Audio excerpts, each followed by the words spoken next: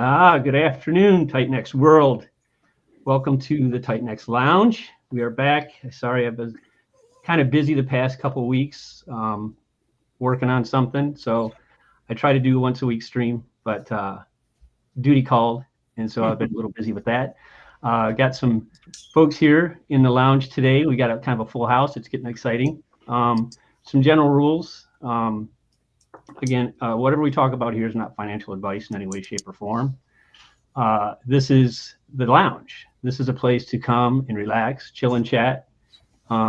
Say what you want. There's no pressure, nothing like that.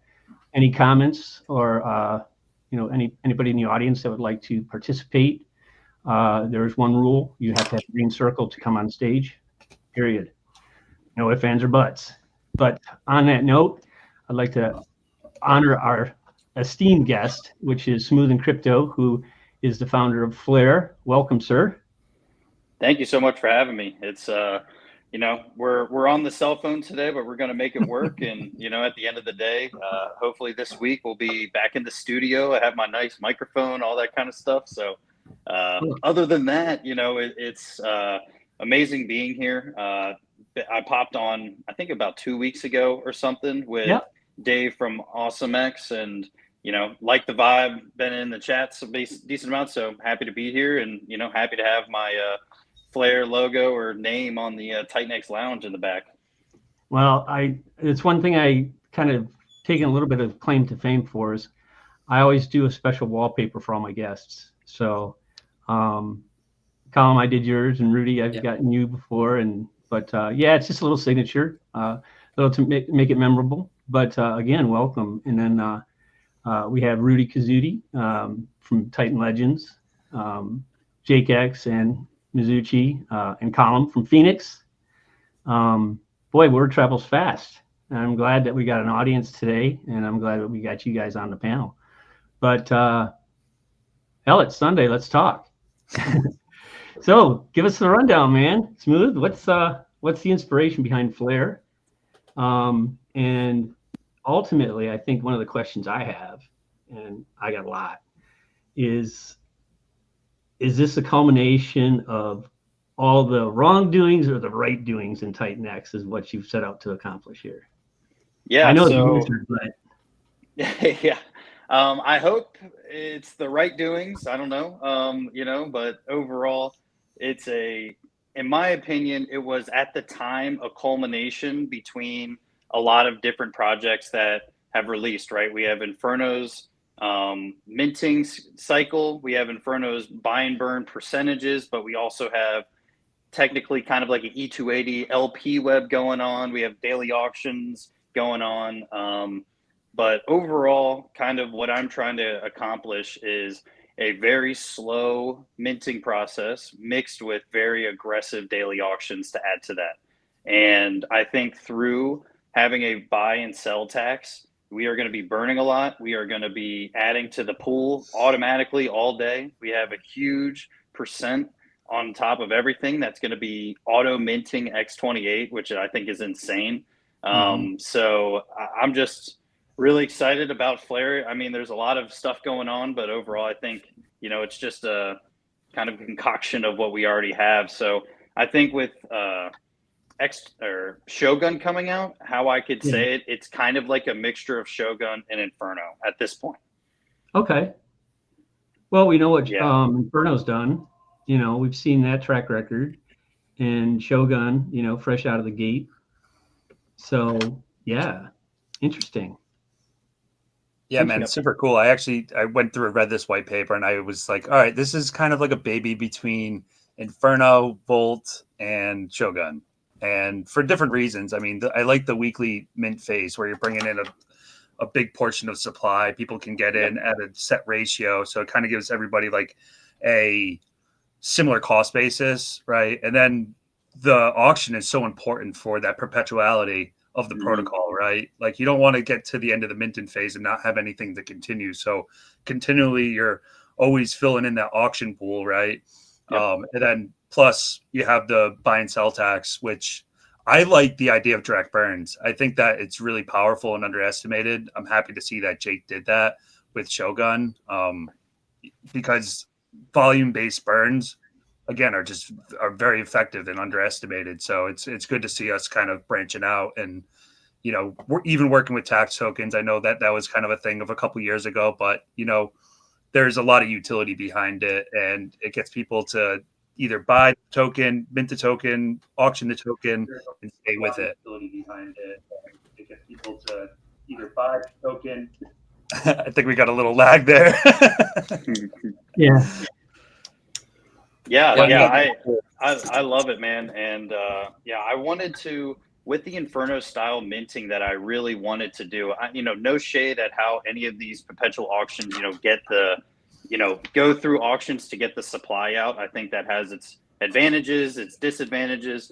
No shade on that. I think just having the 1-to-1 mint ratio, and obviously the ratio of minting, it creates a very upfront and honest, like, hey, you're going to put this in, you're going to get this. It's not like I'm hoping to get, a portion of it. It creates a lot of fairness, and exactly what you're going to get. So I didn't mind how the other auctions did it. I just thought that with this I loved how Inferno played out. I loved how Alien X did it, and Awesome X is currently doing it. So I just wanted something a little bit slower. What's up, James? James. Yo. Long time no see, brother. The man who does not sleep. Is my thing working? It's 4 I can hear you. Yeah. It's 4 a.m. It's 4 a.m. I was on at 7 a.m. with Mo and who was it? The dude, and then there was somebody else on there. Anyways, my nights and my days are all mixed up. Hey, I just came in because I see some great friends in here, and I wanted to just stop in and I don't want to steal the party, but I wanted to join you, so that's why I'm here. You're always welcome. I'm trying to stream to my audience. That's why I get to see the screen. Well, welcome, sir. It's your first time to the lounge, so hopefully you enjoy yourself. Make yourself at home. I don't know if you read the sign at the door, but it is a BYOB establishment. I try to drink as much as possible, like day and night. Every time Rudy and I are talking, how many beers have I downed by that time? Dude, Tiger Bear. Yeah, plenty of Asahi. All right, well, I want to see one get thrown over the shoulder before we end. Nice. So anyways, continue, Smooth. I just wanted to, like Rudy was saying, it is a culmination of a lot of different things. And at this point, when I first had the idea, it was kind of more, not revolutionary, but like this was like the first kind of culmination of everything, in my opinion, right? And people come to their conclusions and come to that as well. It's just when you see these tokenomics of certain different projects, you like, I'm picking that one, I'm picking that one, I want that one, So I just really love how fair the ratio for minting is, instead of you kind of just hoping that you get a good amount of tokens. But yeah. Yeah, that's cool. I mean, the creativity in the ecosystem is really, it's really, really, really fascinating to me, especially with like what Dude in Utah did yesterday. They're coming out with something, so it's like you have some of these, I don't want to call them,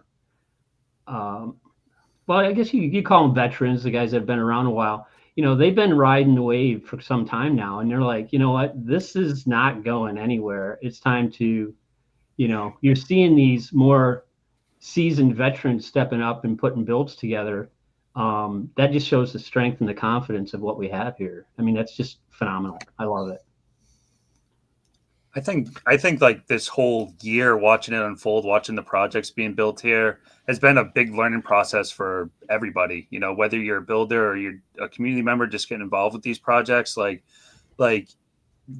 my opinion with TitanX in general is that it can only continue to get better, right? Like the quality of builds that we have going on here, the people that are building, like generally in crypto, like, man, I've been in so many rugs and bullshit plays and everything, and I'm tired of it. And that's really a big reason why I've stuck around with TitanX, is not only because I have my own projects here, but what you guys are all building is stuff that I'm actually interested in. I've always been really interested in like high powered tokenomics, and I can only imagine seeing like a project like Volt launch on Ethereum a couple years ago, I would have been like, holy shit, like this is crazy. And now we have like different iterations and other guys like taking like these different parts of their tokenomics. And I'm not just speaking about Volt in particular, just using that as an example, but there's just so much to learn. And like, again, can you imagine like a year from now, like like what the quality of the projects and stuff will be like if we're all sticking around and still building, well, which we will be, and other projects and new guys coming in, it's going to get really interesting. I don't know if you guys watched that stream with Taurus the other day and Jake, but that shit looks fire. I'm so pumped on that. Oh, I'll have to catch that. No, there's so much going on. It's hard to keep up on it. You need your friends to tell you, hey, did you watch this? Did you see this? I'll definitely have to do that. I have no idea what you're talking about. Jesus. Nice. There's so many projects coming out. It's actually crazy. I was watching an old stream and it was Jake and it was the Inferno guys like Ali. And they were talking about, hopefully there'll be 20 projects by the end of the bull run. And we're already there. And we're not even really like going straight into it. So I think, the growth is insane. And it says a lot. I mean, a lot of us have been streamers, or a lot of us have just decided to build. And it says a lot that people are just all coming together. If they have an idea, they're like, let's build it. And that's what I love about TitanX is everyone's kind of come to the same conclusions about where we think it's going. Mm-hmm. So we're putting our time and effort into building something to support it, which, I can't wait to see where we are. In like a year. Well, let me tell you where we are right now. We got 27 active protocols, and every single one is green in the last 24 hours. That feels nice. That's one thing. I want to say something before I forget, because when you get to be my age, you need to say that. So early on, I got close to two people. One of them was Rudy, and one of them was the dude. Still is. And Rudy just kept doing things first. It was the first NFTs. He's the first over here. He's the first on this. He's the first building things outside protocols and liquid protocol. I'm like, how's this guy always freaking first? So I tried to do some first things. First on, Baby Dragon X, first building on Dragon X, first to do reflections, first to have a DAO. So I'm not saying I'm catching up to you, but you motivated me in ways that you probably don't know. It wasn't just all that beer drinking. You actually did motivate me. Wait to see Mizuchi. Oh yeah. I can't wait to do the first thing there. Absolutely. It's going to be cool. It kind of goes with that whole learning process, right? Like we've seen how to do things better, and similarly to what Flair is doing, it's a culmination of a lot of things kind of coming all into one project. And I think a huge proponent of that is X28, and I think that's a good topic of discussion here. Like I see with Flare, the primary input token is TitanX, right? So people are going to enter with TitanX, and that's going to get converted to X28. Yep. So Ethereum and TitanX. Oh, I nice. wanted the ability for people to bring in fresh Ethereum into the thing. Obviously, the Ethereum will auto buy TitanX and all of that TitanX. 76% of everything that comes in is going to auto mint X28, and so 38% basically of absolutely everything that comes in is going to be burnt. Period. So it's pretty powerful. Obviously, X28 burns 50%, which, we won't be 50%, but at the end of the day, 38% is still pretty powerful. What happens if everyone takes their TitanX and mints X28? Like, what happens? Like, thought experiment. What happens? I think the crazy part is when people go back into TitanX, right? There's only so much in the liquidity pool for. Yeah. I mean, there's a lot of TitanX and liquidity pools across the protocols, but when people are going back into TitanX, there's also like that inverse like supply squeeze that happens when people are entering back in. So it's not only going to be the buy pressure on the front end, but also like these supply dynamics that are happening with people swapping from X28 projects back into TitanX. That's just going to create a massive squeeze. That's what I see happening. I mean, if you guys have any other opinions, like bring it to the table. I understand X28 and its purpose, but just today alone, I went to go convert 500 million TitanX to X28, and it was like really, really hard to hit the mouse button to actually execute that, because I'm like, I'm letting TitanX go, man. It's like, I know what it's doing, but at the same time, it was like, wow, I'm getting ready to get rid of this $500 million. Just make sure you keep enough. Just make sure you keep enough. That's the thing. It makes You know, it easier. Maybe it's just me, but it was like, you worked so hard to get the Titan X, and now you're like, oh boy. It'd be really cool to see somebody do like a buy wheel with TitanX X28, right? So they take the Titan X, they go into X28, they swap back into Titan X, they go back into X28, and kind of create a buy wheel that way. That's just an idea that popped into my head. But can you repeat that? You guys, an X28 buy wheel would be sick.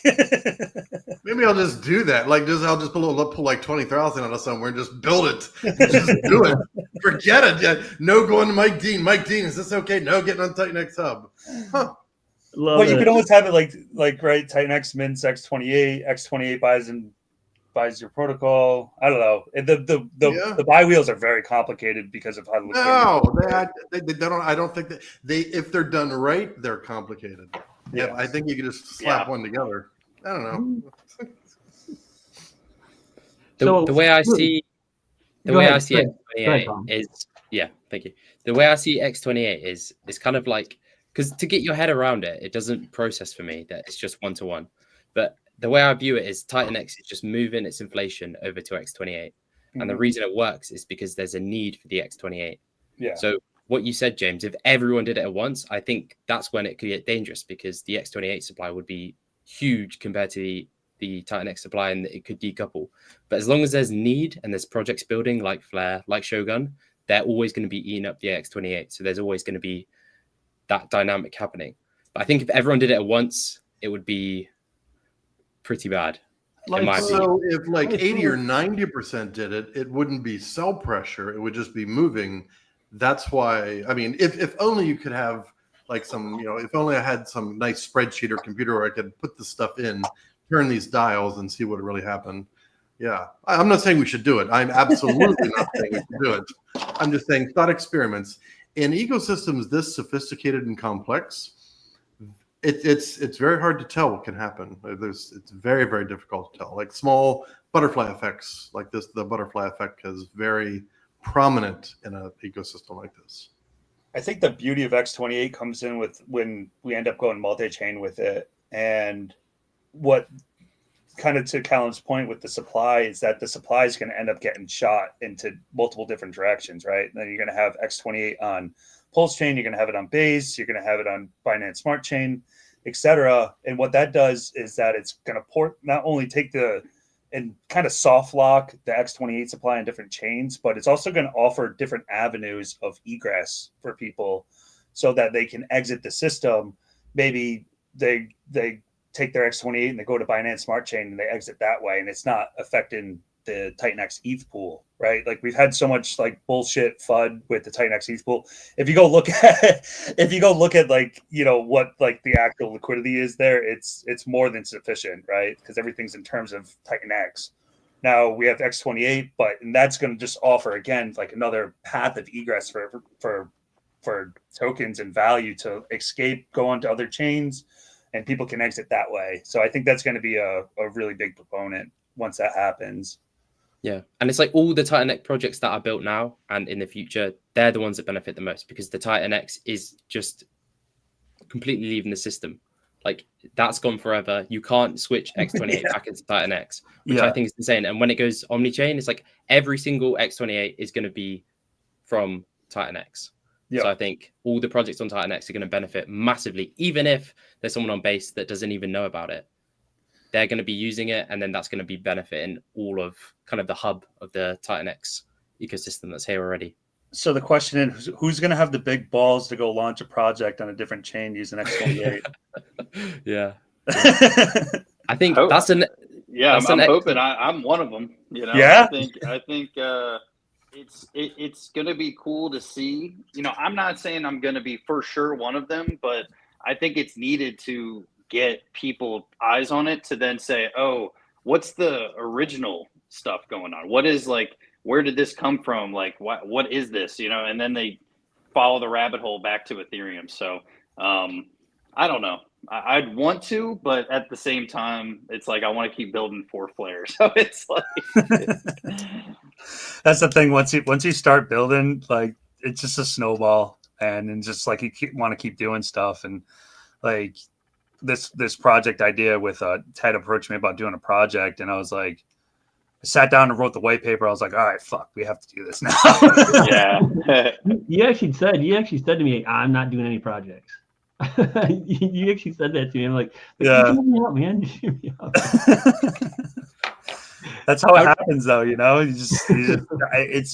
of let the idea fuel like your motivation to do something like that. And like in the world, right? There's people that do stuff and people that just think about doing stuff. And like I've always liked to think about myself as somebody that likes to like get out and do something, make a change. Like once you put a project out there, there's a huge amount of responsibility that comes with it.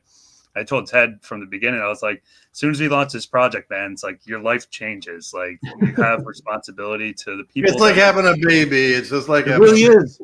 It's like a child, you know. I've had 3. That's the experience, bro. Great. Yeah, man. Wow. So Rudy, you're kind of like crazy idea, but what if there's a collaborative effort by founders that everybody pulled in, I don't know, a couple $1,000, built, say, like just some universal little simple project to go multi-chain and see how it responds. I mean, seriously. It's a lot of cooks, my man. That's a lot. That's the key. That's absolutely the key. All right. All right. Well, it's just a crazy thought, but no, it's okay to brainstorm an idea. You just have to think: do you really want 8, 12 people? Because then you can't get anything done at all. Think of the bureaucracy we could create. You just want 3 people. Well, then it's like maybe it's too much work for like, is the juice worth the squeeze? So Yeah. But it's like I love thought experiments, Ted, and really that's why I came on here, because I've always appreciated everything you do in the chats. Different projects I'm in, giving ideas and everything like that. That's really why I'm here. And of course, I'm here to actually participate in my first TitanX Lounge. But I've always wanted to actually speak with you like this. So Well, that's one reason I stayed up that. so late. My honor too. So then, yeah, go ahead. I was just going to ask Rudy. I was going to say, so Rudy, you're obviously an OG in the system, one of the first builders. Kind of, can you talk us through what led you to build in the first place? Because, like you said, you just acted, you just did. I don't know about you guys. Sorry. Yeah, I've Agreed. been in the background watching, and like it does take takes a lot of balls to step in and actually do it and actually build. So, what kind of led you to just take that first step and be one of the first builders? That's a great question. So I got involved with TitanX on day one. I saw it started to pop up into my feed. I was like, oh, it's just another project, whatever.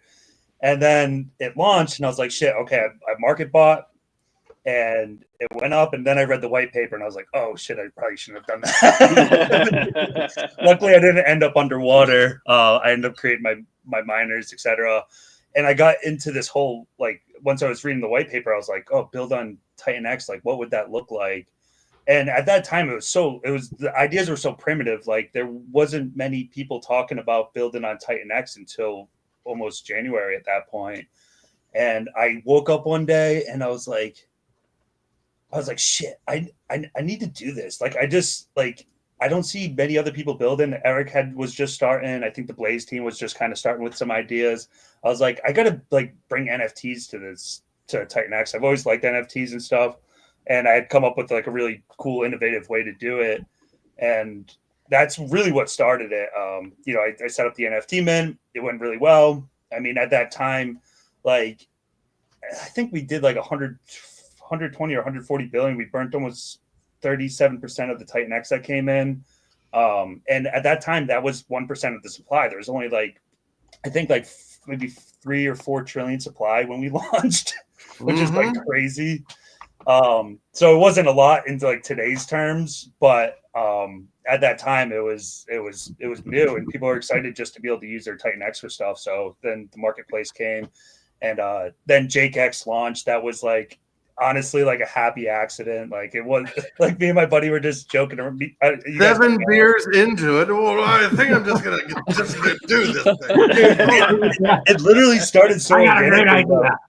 It was just the meme. It was just like the baby Jake's face. I slapped a cigarette in his mouth. I was like, damn, this is it. Like, we got to make this meme coin. So, like, at that time, it was only Dragon X was the only other coin, actual coin. And then Jake X launched, and it freaking went crazy the first day. And obviously, when TitanX came down, it lulled out. But I always knew that Jake X was going to be kind of like a forever thing. Like I've been calling it the unofficial official meme coin, and just like it's very pure. There's no taxes, there's no nothing. It's just a locked liquidity pool. Since then, I put together the NFT collection for it. That's like basically a way to help lock supply up, and obviously market the project and TitanX in general. So yeah, it was just it was one of those things that I was like, shit, I have to do this. Like. And I was scared shitless to get a project out there in the beginning too. I mean, it was my first project. So since then, I've launched some other projects. I launched some projects on other chains, and I've learned a lot. And it's you had an advisor. You had an advisor, like a really solid advisor back then, didn't you? I seem to remember a story. Mr. James, you were there. You were there for all. I was there from the beginning, and that's why I said, hey. Could we, based on, I think I minted like 65 of those great dragons. I missed getting the white dragon by like 3. Like I missed getting an egg by 1, and I missed getting that white dragon by 3 because I had minted like groups of 10 at a time. Anyways, that was the old days. The old days. It was almost a year ago. The old days. It was almost a year ago. It's crazy. A really good point. Yeah, it's a really good point that the supply was so low. And 140 billion back then was a lot because Baby Dragon X, we did 135 billion. And that was end of February. It was quite a lot for like a brand new meme coin with somebody who knew nothing. At least we had a little bit of the backing from Dragon X. Yeah. So yeah, that's a good, I enjoyed it. It was my first advisory. So you were my first advisory. Thank you for inviting me in and allowing us to tie into some of your lore. Like seriously, it was very appreciated. Absolutely. Thank you as well, man. I think Baby Dragon X. Oh, what's up, Dave? I think Baby Dragon X served as a really cool idea of this microcosm of bonded liquidity, right? As soon as Dragon X started going crazy, like your liquidity pool got so fat, the thing just sent. Like there was a lot of whale movement between the Dragon X. Huge whale movement. It was unknown. Insane. Like you would think like. Some of the founders actually, they really know what's going on. I didn't realize who these whales were, but they were really playing whale games, 10, 20, 30, $40,000 buys in and out. And, Dragon X did like a 15X, and then we did 77X. And then a little bit after, we dipped a tiny bit, and then we did 127X from the very low. It was like, what magic is this? on massive liquidity. And the point that I was trying to make is like once TitanX starts to really move in price, like say TitanX is a 5, 10, 100X, whatever, all these liquidity pools within TitanX are going to be so fat. It's crazy. Hey, Rudy, I got a question for you. Yeah. Maybe I missed the boat, but I remember when Titan Legends came out and the eggs and the Ghost Dragon everybody was after that. But I remember hearing that the eggs hatch and do something. What I never really found out what actually happened to those eggs. Did they actually hatch? What was the deal behind that? They hatched into baby dragons. Well, okay, they hatched into baby dragons, but when did they hatch? I guess is what I want to know. I think in March. Like 3 weeks later or something, wasn't it? Like just 3 weeks? Yeah. It wasn't that much longer later. It was just more of a way to develop the story behind Titan Legends. And those baby dragons were hidden throughout. I think at some point, I'm pretty sure they were up like 100x from the mint cost if somebody had minted in the first tear. And somebody bought one for didn't somebody buy someone for like 6,000 or 7,000? Yeah, they probably I think so. I don't know. That was the 100x because they only cost $65. Yeah, right? it was crazy. I mean, even the liquid value was 100x at its peak. Yeah. Oh, magic! The magic of NFTs, the magic of crypto. It's magic internet money. I think Crypto Awesome is trying to get ready to come on.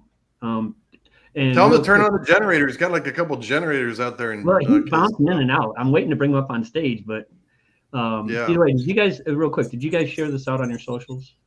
I already did. Yeah. Yeah. Okay, looks like we got quite a few out there, so that's good. There he is. What up? Dave, What up, Dave? welcome It was to the lounge again. Yo, was a Dave. generator. So I already told him the story, Dave. I told him he had to go out and restart the generator. I know, Am I heard right? that. I just got back. I'm like, yep, you're right. Welcome to the lounge, Love Dave. it. What's up, everybody? All good. Is it your first time in the lounge? It's my first time. Second time. Yeah, All right. James, you got some catching up to do, buddy. I know. But stoked on everything, guys. We got Mizuchi coming. We got Flair coming. We got Phoenix coming. Goodness gracious. Right. So many That's right. projects. Let's go. I got to admit, Colin, the Phoenix thing, when you first introduced it, I was like, okay, this is cool. The style, I mean, you got to admit, you stole the style from TitanX on day one, showing up in a suit, for God's sakes. But that was just so badass. But with all of your adventures and stuff and your build and everything, obviously you've had some decisions that you were making and finalizing and stuff. But do you really feel like you're that close? You're ready to hit the main stage? Yeah, I'm ready. We've got this both audits done, no issues. UI's looking pretty good as well. So yeah, I'm ready for launch on Saturday. I can't wait for it. Do you have any teasers on the UI? I haven't shared anything yet. Nothing yet. Nothing. I'll share See, it. the I'll key share it word this is week. yet.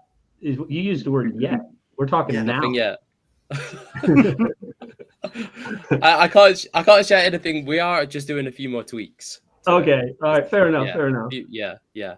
But Fair enough. it's quite daunting. I don't know, Dave. I mean, you and Rudy and James, obviously, you guys have all launched.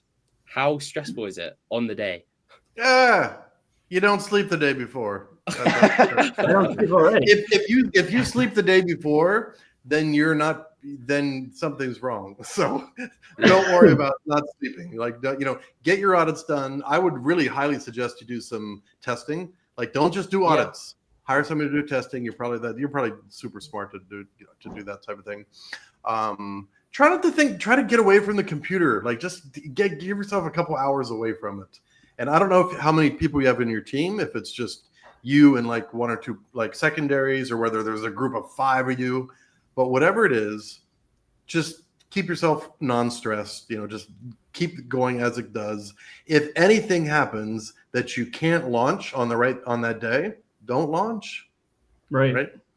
That would be my advice as a as two protocol founders and like 1/3 of another protocol. I would say don't sweat the small stuff and make all the right decisions. Instances of that. Yeah, we've seen instances of that in TitanX where day of launch, some founders were like, nope, we're going to postpone, and I'd rather hear that than, hey, you know what? Let's just hope it works. No. That's a very good point. So, good point, James. But Dave, you probably went through a lot of back and forth with all of your man. You got angles flying out every direction. Yeah, it was really exciting to launch AwesomeX. And yeah, exactly. Just you're probably not going to sleep the night before, which totally cool. It's really more from excitement in one sense because you have already done your testing, you've done your audits. We actually kept updating artwork until when Jake came in and said you can't launch on October 4th. Yeah, don't launch. Numerology. We're like, oh, and it was literally the 3rd. Like he telegrammed us on the 3rd when we were prepped, ready, deployed, and everything to launch on the 4th. And then he tells us, I can't support you guys if you launch on the 4th. And we're like, why? It's like, it's bad numbers. I'm like, oh crap. So we're like, all right, cool. Well, let's launch on the 11th, a week later. And but that extra week totally actually allowed me to redesign the art. Like the art is a million times better because we had like everything worked. But I'm like, we could do better with this art. And so we had an extra week and like way better. So sometimes that extra time is a good thing. But yeah, I mean, I know the artwork is that thing that's that last, it's like, now let's make sure we're just dialing it all in. So I didn't want to show the UI either until launch, only because the artwork was adjusting before we launched.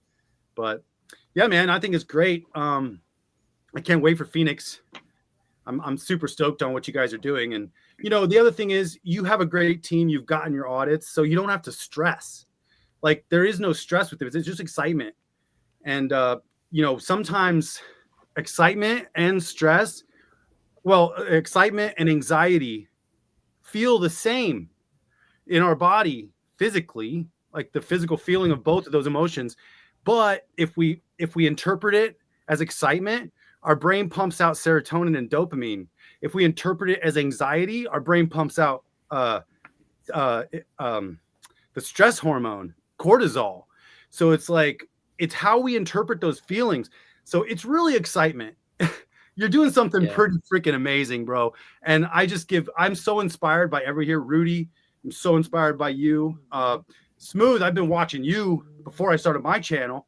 And James, I was so inspired from you in the very beginning because of your Baby Dragon X, just getting out there and just doing it, man.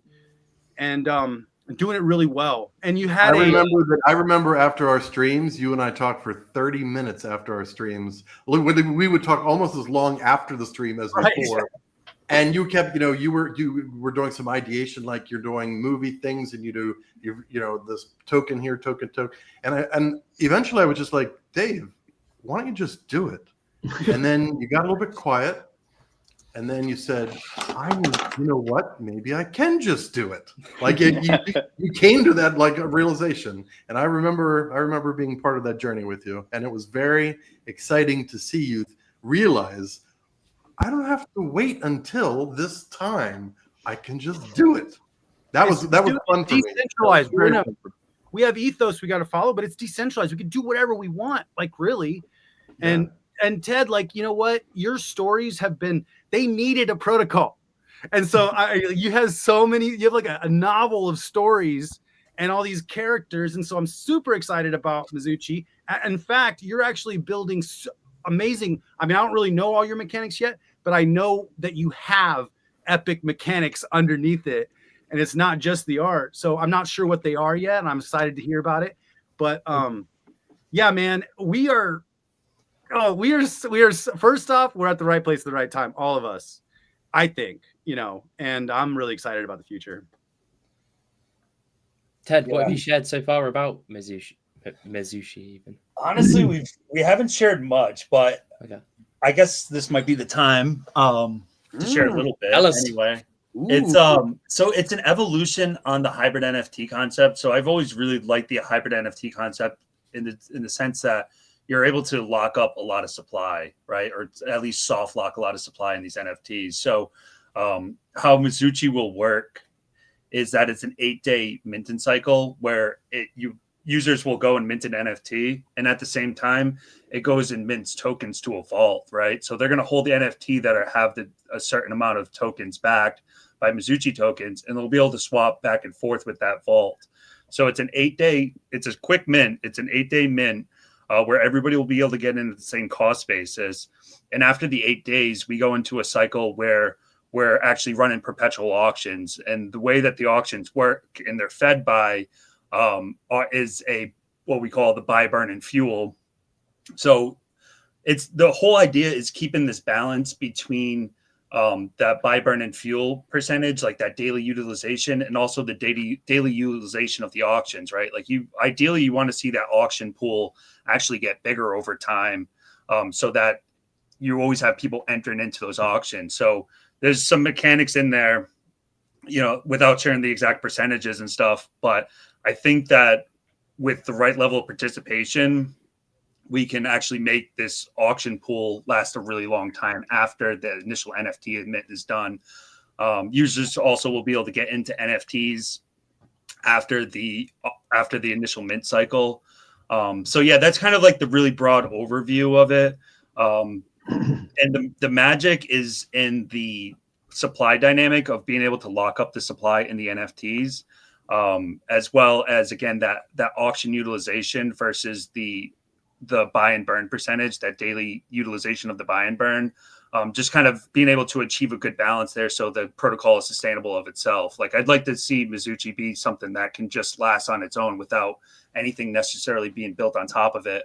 Although I do have an amazing idea for another protocol to build on top of it, but we'll leave that for the next phase. But you can use some AWX and some scale. Just work that right in there. That would be crazy. That would be crazy. Very happy to work with you on that. The idea though is obviously we're building an X28, so people like similar to Flare, people will be able to enter with ETH, which will swap into TitanX, convert to X28. People will be able to enter with TitanX, that will convert to X28 and mint or enter the auction, and also be able to enter with X28 directly. So there's essentially 3 input tokens there. Yeah, it's really exciting. I sent the white paper to Jake and he was like, yeah, man, I like this. I was like, all right, cool. I'm good with that.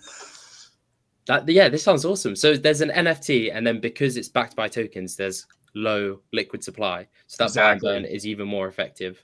Sends the price up, and then people are more tempted to burn their NFTs because the token's more expensive. But then the NFTs become rarer and rarer and more scarce. Yeah, as people NFTs are capped after 8 days too. Like, correct.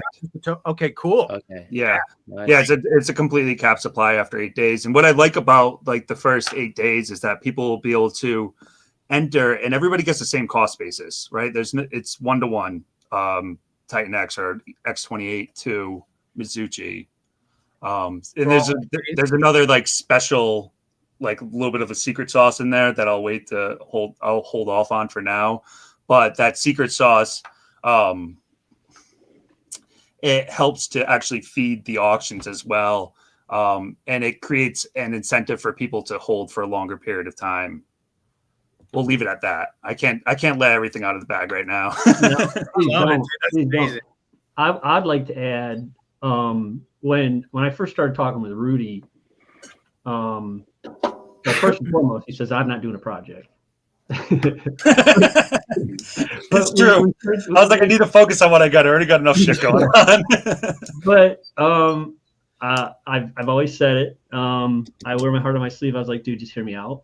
And so we started talking, and we came up with some ideas and stuff. But then we hit a little fork in the road, so we had to rethink and kind of do some rebranding, if you will.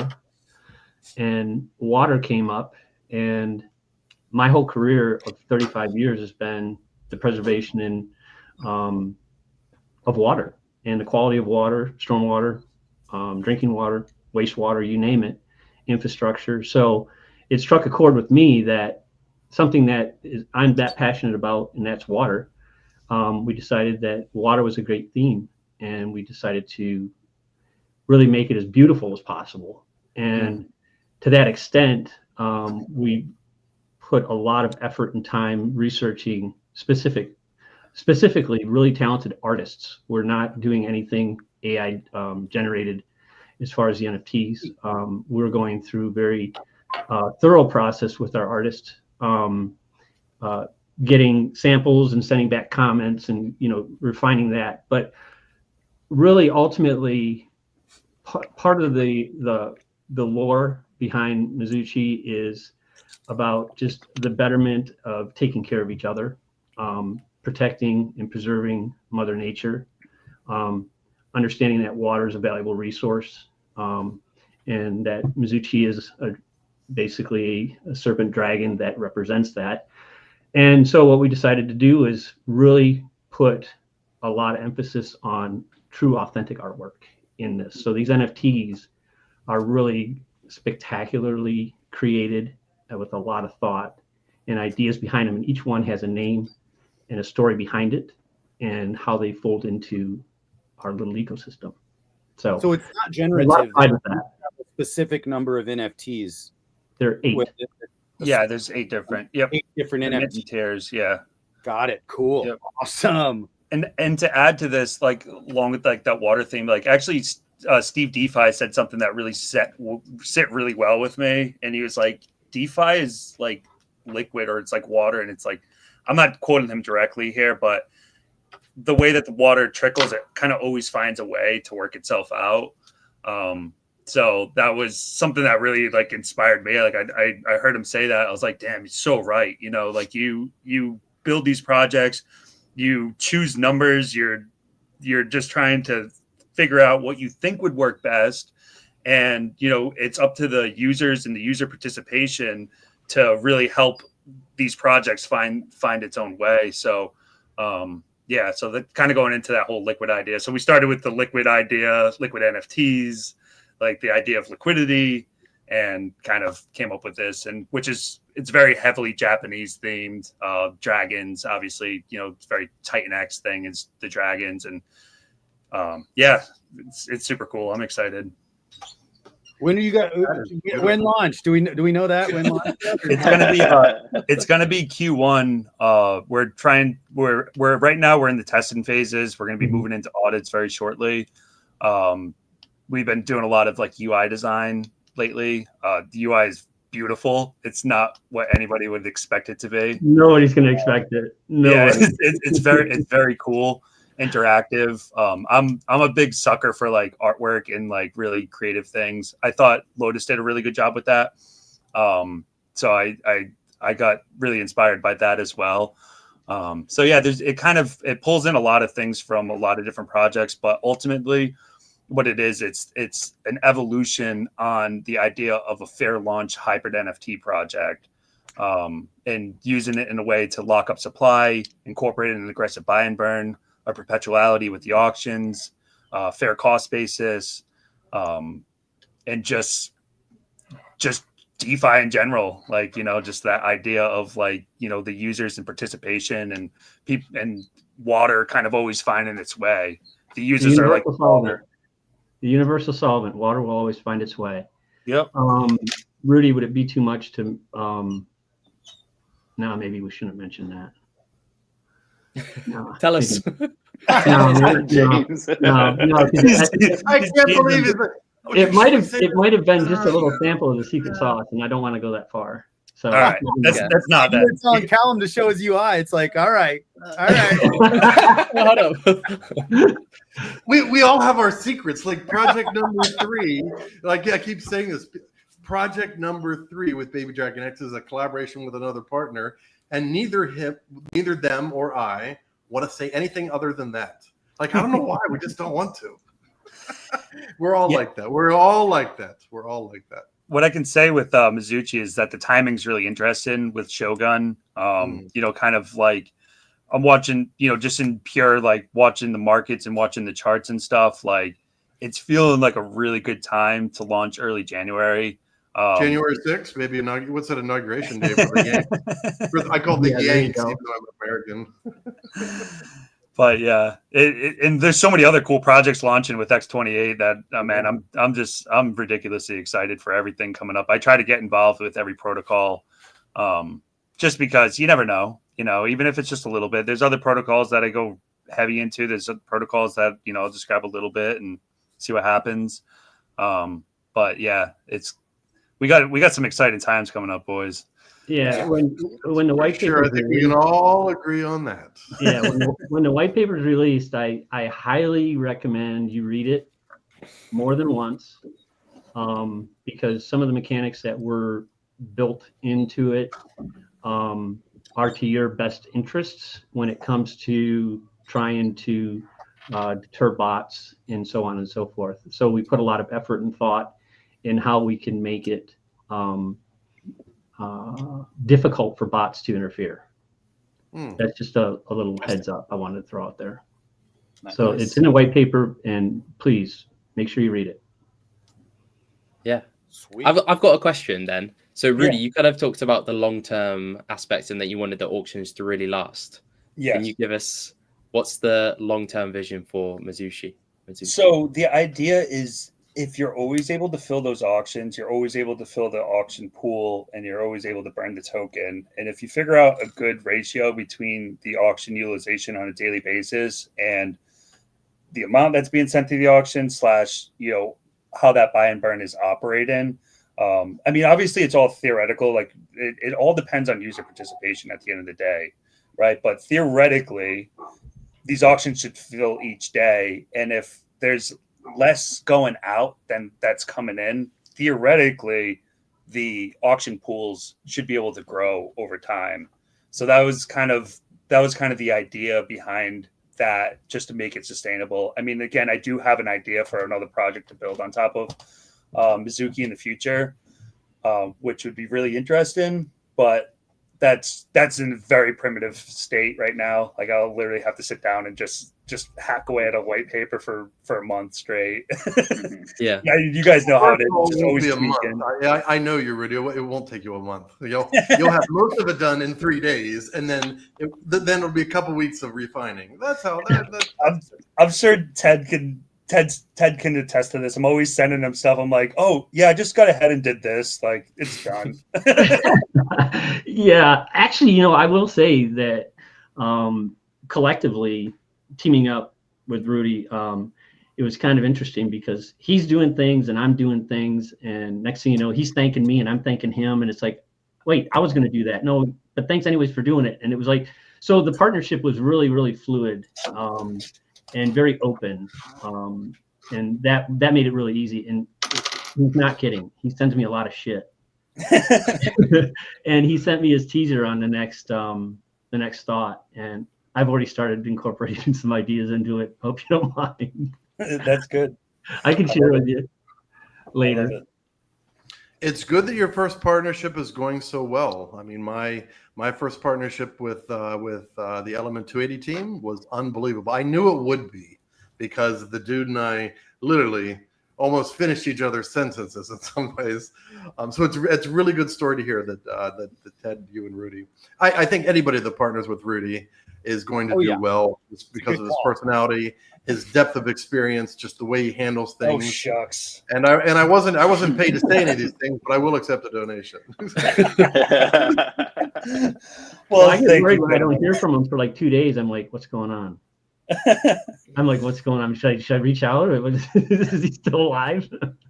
Busy, man. I know. Busy. Always busy. Smooth, back to you, bro. How was your experience building Smooth? With your team. Yeah, I mean, so far so good. Everything has been pretty upfront, and in the beginning, I really wanted to say to the guys, like, hey, this is a combination of everybody. I know I had the original idea, this and that, but everybody has been super receptive. And the biggest thing I could say is when X28 officially launched, right, and we were trying to figure out how to play it because we were not to audits yet. So I wanted to incorporate X28 somehow. And I was like, I think a lot of protocols and teams are going to utilize X28. So how can I do it a little bit different? And I was just thinking, using it as an input would be great. And that's still awesome. And, but I was like, I want to promote X28 and utilize X28 in my project and kind of put the auto mint aspect to it. And it's a good way to not only boost X28 users and usage, but also burning a crap ton of TitanX while at the same exact time keeping a lot of economic energy within the project. So the main goal of all of these projects, for the most part, is to burn as much of TitanX as you can and grow a amazing project. And I think Flare is just doing just that. Yeah, I love that. I like what you said about like keeping the economic energy within the project. I think that's really important. Because you like when you're doing this and you're trying to decide percentages and stuff, it's like you only have so much to work with, right? Yep. And if you try to do everything, we're going to do staking, we're going to do this, we're going to do that. Well, you start to dilute the other parts where that could be more, what's the word for it? Like more efficient, right? A crap show. Yeah. Yeah. I like what you guys got going on. Like you could tell it's going to be a powerhouse. You could tell also, like I read through this, I was like, this is going to take in a lot of TitanX. Yeah, and I'm hoping it takes even more Ethereum, in my opinion. Yeah, dude, truly, absolutely. I wanted to, right when Element 280 came out, and I was like, oh, they're doing ETH and TitanX. I was like, Huge. that's huge. That is absolutely going to be the standard. And then now X28 is coming out. Now it's like either use X28 or TitanX, and in Mizuchi standards, all three. So I think that's really huge. Every project should, for the most part, at least think about using Ethereum. And, you know, I think with Phoenix especially, right, that's just a big TitanX user, and that's fine too. You know what I mean? So it's like we need all of them. And I think overall, just with Flare, it's like I wanted to give a slow paced but very, very, very aggressive tokenomics at the same exact time. Definitely. That kind of fits. Yeah, I think that's a great point. Like bringing in bringing in Ethereum to the system and making it easy for people outside of the ecosystem to participate, because it can get confusing as soon as you get to that second level. Like people are already confused about getting into TitanX and getting into other projects. Well, now you offer something on the front end. They can just deposit ETH, and everything happens on the back end. ETH swaps to TitanX. The TitanX gets into X28. Yeah, it's 100% the way to go. Like we're trying to bring people from outside the ecosystem in, and what better way to do that than, you know, use the mothership.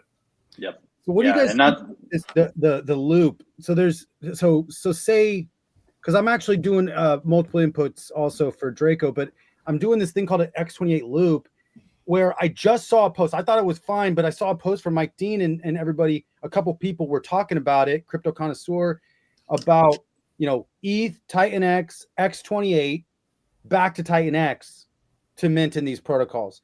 And when I put those loops together, and I'm thinking to myself, like, it feels like a fine loop, but Mike Dean said, no, X28 is a build on TitanX protocol anyway, so you shouldn't go back into TitanX from it. But I'm like, it doesn't seem, because it's a one-to-one back and forth, that it feels like that, you know, going that way first, we burn 50% of it, then go back into TitanX and then mint through these TitanX protocols.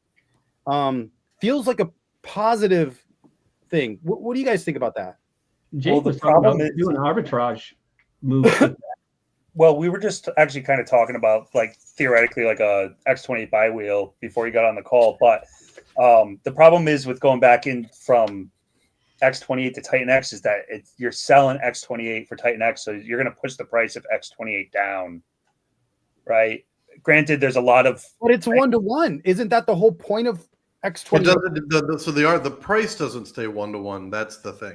Yeah, it's basically X28. That's for the They're very close. They do stay very down, close. They do stay very close. If we're selling, if it sells down a little bit though, that's what the whole point of X28 is that it levels back out, right? I mean, it does. I mean, it does, because it's essentially a mint and then a buy and burn mechanism that keeps that price level, right? So there's so much TitanX in the X28 buy and burn that can help to level out the price. But if you're talking about taking all of the protocol input and then doing this whole cycle, what it would essentially do is sell down X28 price and force the buy and burn to have to be heavier to bring it back up to peg. If that makes sense. And then it might not be one-to-one, and it might fall from the peg. If you're doing it at a massive scale. The whole system's designed that TitanX is meant to flow into X28 and then be used for other projects, not be sold down, because that would like depeg. And then, like Rudy was saying, the buy burn could run out. So there's 5 input tokens. There would be ETH, TitanX, X28, DragonX, or AwesomeX. And all of those inputs have a different pathway to get in. Because if it's AwesomeX, if people use AwesomeX, it just goes straight into the protocol. Right. If people use TitanX, it could go straight into the protocol. But we're doing the X28 loop first to get it into the protocol. If it's ETH, it does the X28 loop as well to get into the protocol. And then if it's X28, it doesn't have to do the loop. But it does go back into TitanX in order to. Now, we might be able to change that only because I think if we do a X28 AwesomeX pool, which I think we are doing now, then once we get into X28, we don't have to go back to TitanX. Yeah. Into That's exactly why I have Flare as the X28 Flare main LP. I wanted to, you don't want to sell down TitanX, and that's why minting at that 1-to-1 ratio, the price necessarily won't be a 1-to-1 ratio, but that minting always will be. So we just bring it back in, use the X28 as TitanX, and we go from there. So I wanted to keep it with the main LP being X28, just so we don't have to do this whole crazy back and forth game with TitanX and X28. It auto mints it, and then it uses X28 forever. Yeah, that makes sense for sure. Actually, with Mizuki, we do have two pools. One's X28 Mizuki pool. Actually, there's three pools. There's X28 Mizuki, Mizuki Titan X, and then there's a smaller pool with Legend X. And there is a little bit of that back and forth, but it's not on a massive scale.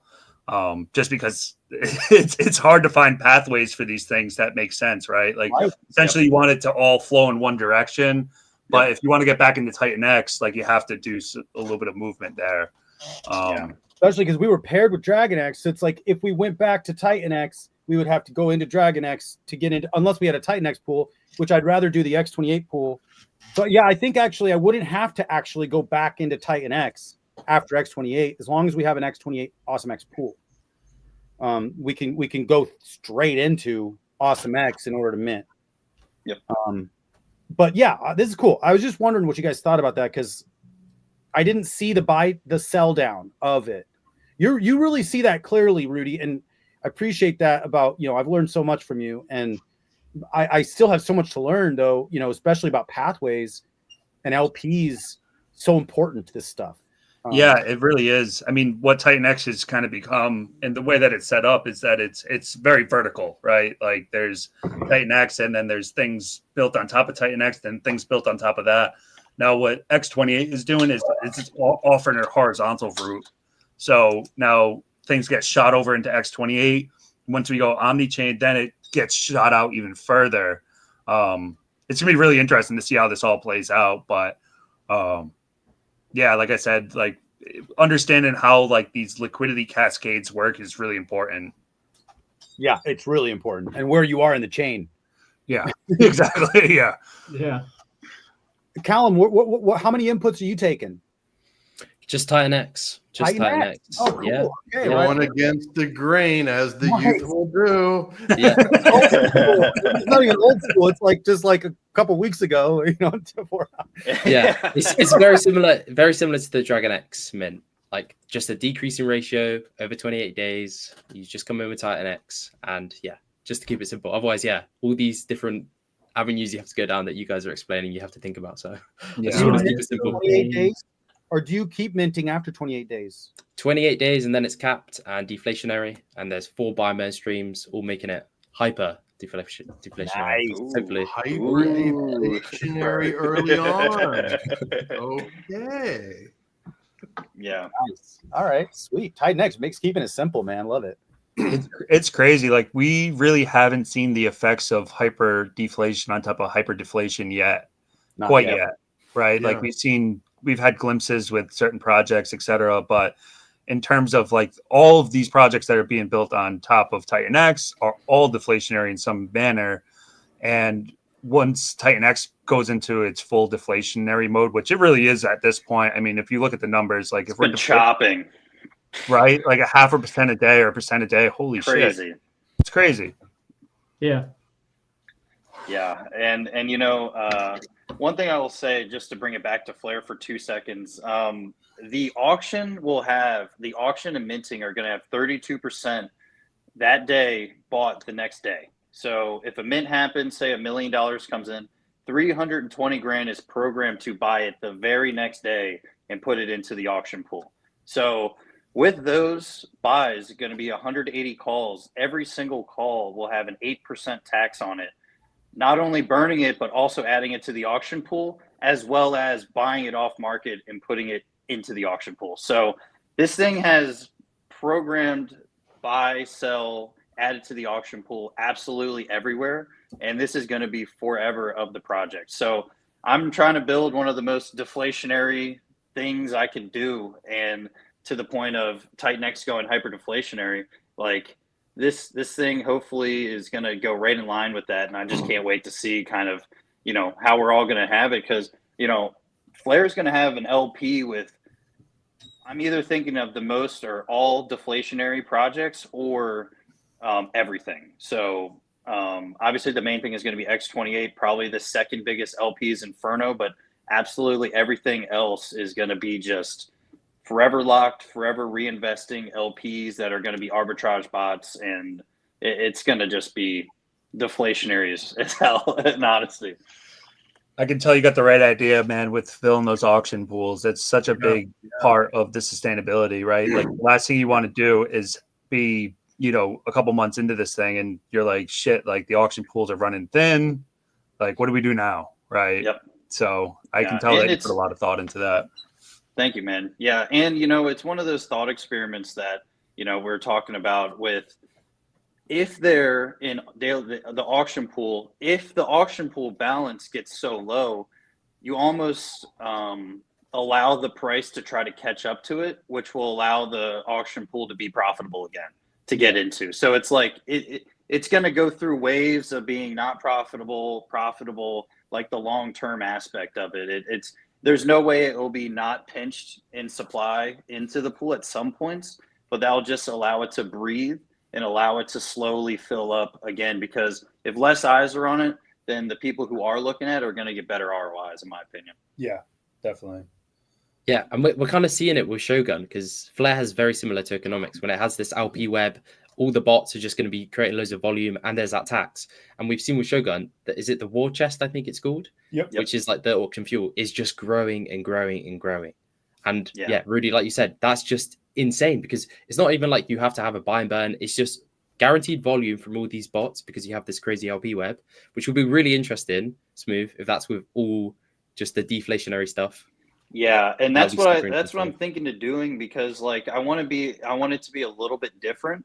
And I think if I'm only pegged to like very deflationary things, obviously X28 being, more inflationary, or whatever you want to call it. It's kind of like pseudo both almost, but everything else will be the most deflationary tokens we have. So it's like, it's crazy to see. And some things are, like Awesome X, for instance, it's basically capped right now. And it's basically deflationary right now, whether you can mint it or not. Well, they might start, because the ROI, that's the cool thing about it still being perpetual, is that the ROI will go up once people need it again. And even if they don't use Awesome X as the input for Draco and Drogon, even if they don't use Awesome X and they use the other inputs, it's still, now it buys Awesome X off the market, and it increases the ROI to get people to want to mint on Fridays again. So I still want volume going through Awesome X, because when that happens, it goes to Dragon X Vault, it burns Dragon X, it burns a ton of Awesome X, and so 70% goes to buy and burn pool. So it's like, how do I get people to want to mint again? It's new projects that do it automatically. If people use ETH, it's going to buy it off the market, which is going to pump the price of Awesome X. So I'm trying to think this through, but I love what you did, because literally you're going to engage people during the week. You have the mint cycle on Friday and claim on Saturday, and then you have every day. The cool thing about cap supply auctions too is that you keep getting inputs. The inputs keep coming in, and the supply is capped. Now you're going to have basically a cap supply every week until people mint again. But then after 11 weeks, like, it's a totally capped supply. And at that point, you're still getting inputs because of the daily auctions. So that's one of the things I really like about the thing that Steve kind of just innovated with Volt, the perpetual cap supply daily auctions. I'm like, goodness, I know, bro. It's like blowing my mind. And I think it's just such an amazing tokenomic structure that you design with Flare. Like, it's unbelievable. I think it's gonna be huge. Yeah, I appreciate that. And I wanted it to be inflate the supply while the week just crushes it back down, so that the ROI for the next Friday coming in is positive and you want to mint Flare. So you're going to have day one minting, day two you can claim and participate in the first daily auction. And then it's basically going to be 6 days of auction, and every Friday there will be no auction. So it'll be only minting through that 11 weeks. So you won't have anything to do besides minting. And hopefully by that time, that ROI for minting is going to be, huge, hopefully, depending how it looks. I'm just try to, take Inferno and take, I took a combination of just a smash of absolutely everything. The only thing you don't, it doesn't sound like you're doing reflections. Let's you didn't put that piece in there, no. right? You tried to trust me. You're right. The reflections are coming. I just, it's like, how do we build all that? It's like actually the reflections are such a good idea too. I'm trying to figure out how to incorporate that because I love for scale. You don't even have to claim it. I just look in my wallet. I'm like, oh wait, I got a little bit more. Holy cow, that's amazing. Magic. Any Baby Dragon X protocols ever? Because when I faded my Baby Dragon X, I was in day one with 3 billion, and then I was like, I get into Helios, okay, whatever. But I missed out on the 120. At one point, a billion was worth $38,000. I think. 3 billion. I had like 100K, and I put like $700 in. And I'm like, but nope, it was all dashboard money. Well, it wasn't even there because I got rid of it. So Smooth, you're like, gotta keep those moon bags, man. You can't get out of something all the way. You gotta keep the moon bag. And then exactly. You always have to keep a moon bag. You never exit any positions 100%, no matter what. I mean, even if you leave 1 single percent in there, you just leave it in there forever and always. It's a great rule if you don't do it already. Absolutely, because we pivot, right? Sometimes you have to pivot, but you leave a little dust in there just to see what it does long term. And some plays from 2017, 2016 when I was in there, I still have a little bit of it, and it's not doing anything amazing right now, but it's like it did rise a little bit from 7-8 years of holding on to it. So like time will tell in a lot of these things, and moon bags are absolutely necessary if you're trying to kind of be diversified, if you will. Yeah, I faded all of my XRP so I could build in TitanX, all of it. I funded everything with my XRP, and I invested in TitanX with it. All gone. I missed the 6X run, but that's okay. Actually, in fact, my TitanX bags been compounding. It's basically the same amount that it would have been if I would have just stayed in XRP and it 6X'd. So it's like, it's not a bad thing, but I did miss out on that run. But my business XRP was like just hanging around at nothing for so long. So long. So many people could think of that. I used to always make jokes with my friends. Right. One of my friends has, I don't know, like a couple $100,000 of XRP. I'm like, you could have millions of dollars if you would just do anything. And now he's like, just made my 6X. Oh, well. All right. Well, you can't say anything about it. All right. You win. You win today. I have a business partner in movies too, and she is a maxi in XRP. She's all in. She will never be in anything else. That's why we're actually going to build something on XRP now. But yeah, so she's got like a bag, and it's now 6X. I'm like, well, we're funded. We're funded. My biggest cope this year was PDI. I bought and sold it at 500K market cap. No, it's 700 million. It's 700 million. Yeah, dude. It did a 1400x from where I bought and sold it. I got flooded out of my bags, and So from now on, Rudy, my first comment to you whenever we talk is going to be P died to $1. Yeah, I'm watching it, dude. I'm rooting for him. Yeah, I can cope harder than anybody, though. Believe me. Wow. I'm okay. I'm okay with it. What does XRP have? XRP maybe has a 10x this cycle. I mean, if all the money in the world goes through it, maybe it's got more. Who knows? But TitanX ecosystem. I mean, I'm not mad about my decision at all. I think, not obviously not financial advice, but like I do personally think that 10x is like easy. It's like almost a given in my opinion. 100x is like actually like a possibility, maybe not a probability all the way, but possibly. But 1000x is also a possibility. It's not a possibility with anything else, really, in my like examination of things right now, unless it's like a silly meme coin that we don't know about. But like, yeah, I think we have a chance to like be at the beginning of something ridiculous. Mm-hmm.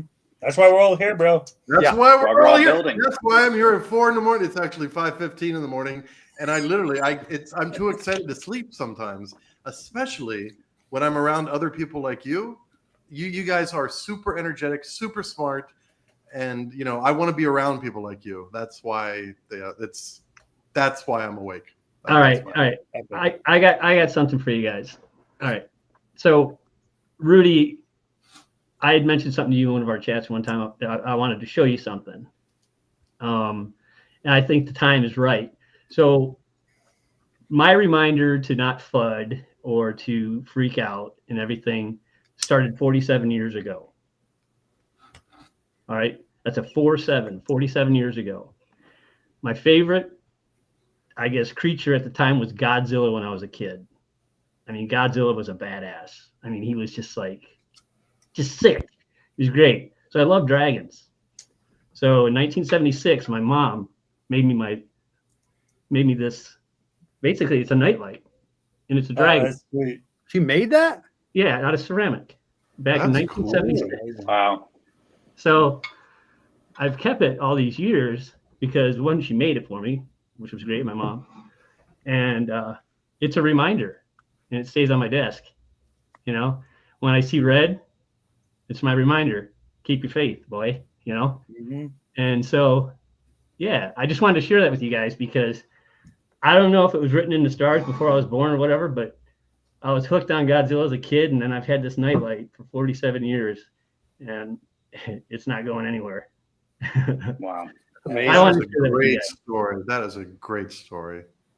So Mizuchi is 47 years in the works. I know, That's right. right? that's right. There's a lot of weird That's the coincidences. origin story. There's your origin story right Yeah, there. I was a little ahead of the curve. But no, this has been a great stream, guys. If you want to keep going, I'm fine with it. This has been huge. We got like 300 people in the audience right now. Holy shit! Nice. Let's go. That is So we're doing really fantastic. well. And I mean, Smooth, you led us here, man. You led the charge. This is your show, bro. Appreciate it, man. Yeah, I didn't even get a chance to stream it on my channels too. So like I'm on the cell phone right now. So Did you need a that's charger off cord? the strength of you guys though. You need a charger cord? No, I got it plugged in. Yeah. I'm Okay, like can we go on constantly and talk at the same time? Yeah. This guy flips houses, builds things, and now he's working off the cell phone. He's amazing. Like this guy is he's legit. He could do anything from anywhere with any resources or Well, not. before the stream started, it was like 2 minutes before, and I'm talking to Rudy. I'm like, where in the hell's Smooth? So I sent him a message. I was like, you can join now. And still no response. I'm like, uh-oh, what? Do we have a no-show? And then he comes on. He's like, dude, I forgot my laptop at home. I'm at my girlfriend. Dude, it was everything you could get thrown out, right? And me, I'm like 15 minutes before. I thought my girlfriend's brother left his laptop here so I could use that. He brought it to Connecticut with him. So then I'm like running downstairs. I'm like, Abby, can I use your computer? She's like, I'm taking a test. You know, her mom's on it for an office meeting. I'm like, what? I'm like, I got to go straight up cell phone right now. This is crazy. It's not a flip phone, is it? I mean, it's actually No. it is a smartphone. It's an iPhone. It's an iPhone. It's all right. You know, we're making it work. Well, At the end of the day, right? The vibes of this stream has been awesome. I think we've had, you know, a crazy different perspective from absolutely everybody. And, you know, it's crazy to think that we're all builders and going to be builders or actively becoming builders. So, you know, I think we lead by example in TitanX, and first and foremost, right, the biggest people that talk are creating their own footprint in the ecosystem. So, I mean, it's been just awesome. And, you know, I don't get to stream with everybody as much as I'd like. So jumping on here for a while is always fun. Absolutely. Yeah. Pleasure to be on with you guys too. Smooth and Callum, particularly, we haven't really interacted too much before, but congratulations on what you guys are working on. I'm super excited for you guys. I'm super excited for the project, seeing how they're doing. I mean, I got my finger on everything in the eco. So, you know, you can bet your ass I've read these white papers a few times a piece. I appreciate that for sure. Yeah. So, I mean, we should be going to our first audit somewhat soon, I would think. I mean, after the pivot of minting X28, it was already almost there. So we just had to add a couple weeks. Unfortunately, you know, I think this was actually the best thing that could have happened to Flare. And, you know, it's obviously you want it out sooner rather than later. Hopefully before 2025, I think that would be awesome. Even if it's in January, that's fine. I think either way is all good. But yeah, so sooner rather than later, and we're closer to releasing it than starting it for sure. Nice. I know how you feel, because it's like, as we get close, it's like, oh crap, I actually should change this piece. And then you change it and they're like, yeah, another couple weeks. You're like, oh, okay, fine, but we got to change it anyway. I just did that with Draco. I literally did the choice of input tokens and a handful of other changes. And they're like, yeah, that's a lot, guys. So it's just going to be a little longer. I'm like, all right. Yeah. Well, what you learn is if you change one thing, maybe another thing or maybe 3 other things have to change to make that one thing work. Right. And that's the hardest part. Right. Absolutely. Yeah. And they've already worked on it. They've already been deving it for like, 6 weeks. And you're like, okay, well, we were almost ready. Yeah. Sorry, guys. Yeah, I've been really careful about that with working with my dev, particularly just making sure everything was there and done before we even started to build. Because like you said, you go to just change one little thing, it might seem like a little thing, but when you're building interconnected systems like this, it's never just a little thing. Right. Yeah. So I didn't want to do the change. And, I just was like, how do we make this work? I mean, I nothing wrong with using just TitanX Ethereum and doing what I was going to do originally. Nothing wrong with that. Absolutely. I think it would have done fine. I think it would have done great.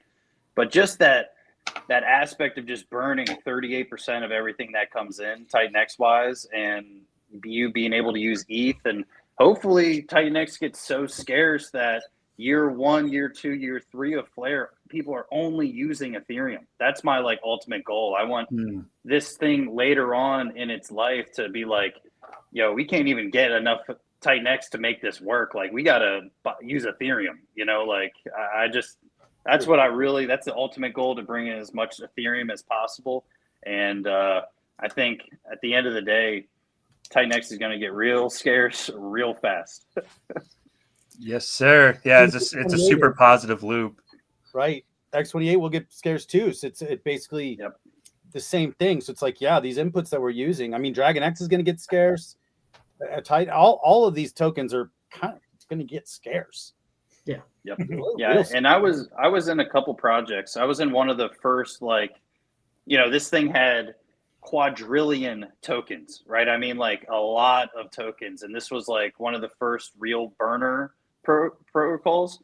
And I mean, this thing was just deflating. There was no buy and burn on it at all. And a decent amount of money came in one night, and that thing freaking 50x'd in 7 hours. You know what I mean? It was just, when you're deflating at some point with enough economic energy, these things go crazy. So it's I kind of know what to expect almost, but we've never seen it quite like this. I will stamp it. No one has ever seen anything quite like this.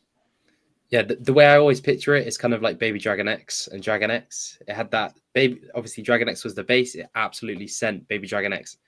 Titan X is going to be that base, and all the projects on top of it are just going to get sent. And then it's going to be leverage on top of leverage with Baby Dragon X and Dragon X with Awesome X, Dragon X with all the projects. So if you're bullish on Titan X, I mean, you're bullish on all the other projects, and everything is just going to literally win together. Everything's carried together. That's why I'm so bullish on this ecosystem. There's nowhere else. Dave, I think you made the best decision. XRP, no. Yeah, like you said, max to 10x. It's why? This is never done before in crypto at this scale. Yeah. We're literally first movers. We all have projects because we believe in it so much. It's I can't wait to just see what happens. I think this is, obviously everything's an experiment, but I can't wait to see how this one plays out. I think it's going to be really, really interesting. How did you hear about TitanX, Callum? Say again? How did you hear about TitanX? Oh, literally, it was a tiny little YouTube video, 30 seconds. This guy's just talking about it. And then I watched the white paper video with Jake, and I was like, yep. How long ago was that? Take all my money. Day 30, I think, the second wave of users. Gotcha. I was on day 67 when I read the white paper and was like, oh, crap, what is this? This is what I do. Yeah. I think a lot of people probably know my story. So I was doing a lot over on Pulse Chain. I wasn't building, but I was participating in a lot of different things on Pulse Chain and actually making money. I just got lucky. And I saw the original green poster from TitanX. Remember that thing? All it said was TitanX, 28% buy and burn. And I saw it early and I'm like, what the hell is that? That can't be anything. That looks cheap. That looks, no way. Forget it. And then I saw Crypto Kindness with Jake on, and that was day 33. I literally got in as soon as I saw Jake on. So, but that was not the first time I saw Jake on Crypto Kindness with Crypto Kindness. But on that day when I saw him on there, I said, I've got to get in. I've got to get in. Like I had $1,000. I got in right away, read the white paper, sold some ordinals, and then I got in a much bigger way, like 8 hours later.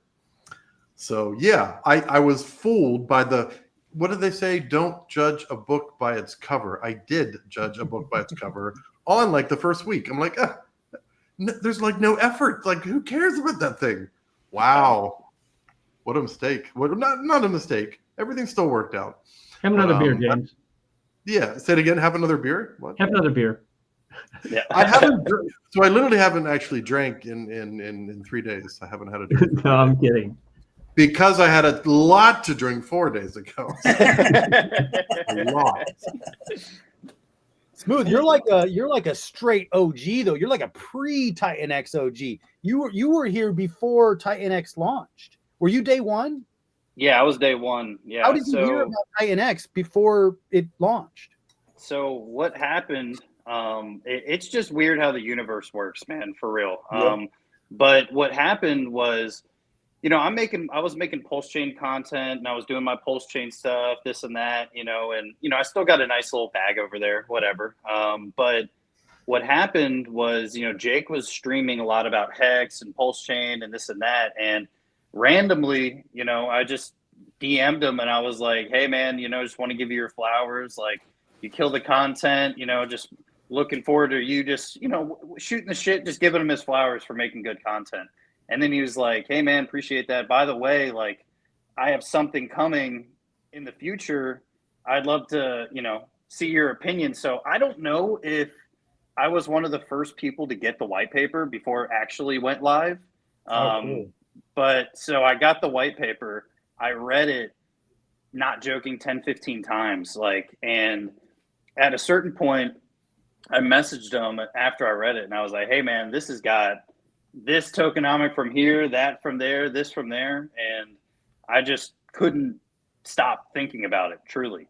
Yeah. And so I was out of the content game for a little bit. I'm very much, if I'm in a routine, I just stay in that routine. And if I'm out, I'm like 100% out of it. Like, so I'll go through waves of like not making content, making a crap load, whatever.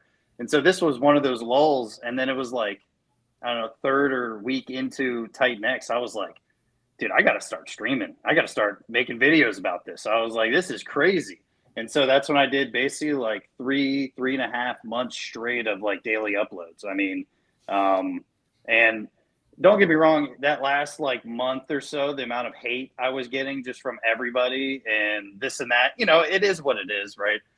And I was doing real world stuff, like building and flipping. And I was like, man, I'm not making content if you guys don't, if I'm getting flamed every single video. I was like, I'll just wait until the sediment is good. And I was like, I'm not selling anything. If anything, I'm buying more. Right. So it was like, Right. I was like, I'm cool with it. I was like, if you guys don't want the content, cool. So yeah, day one I was there.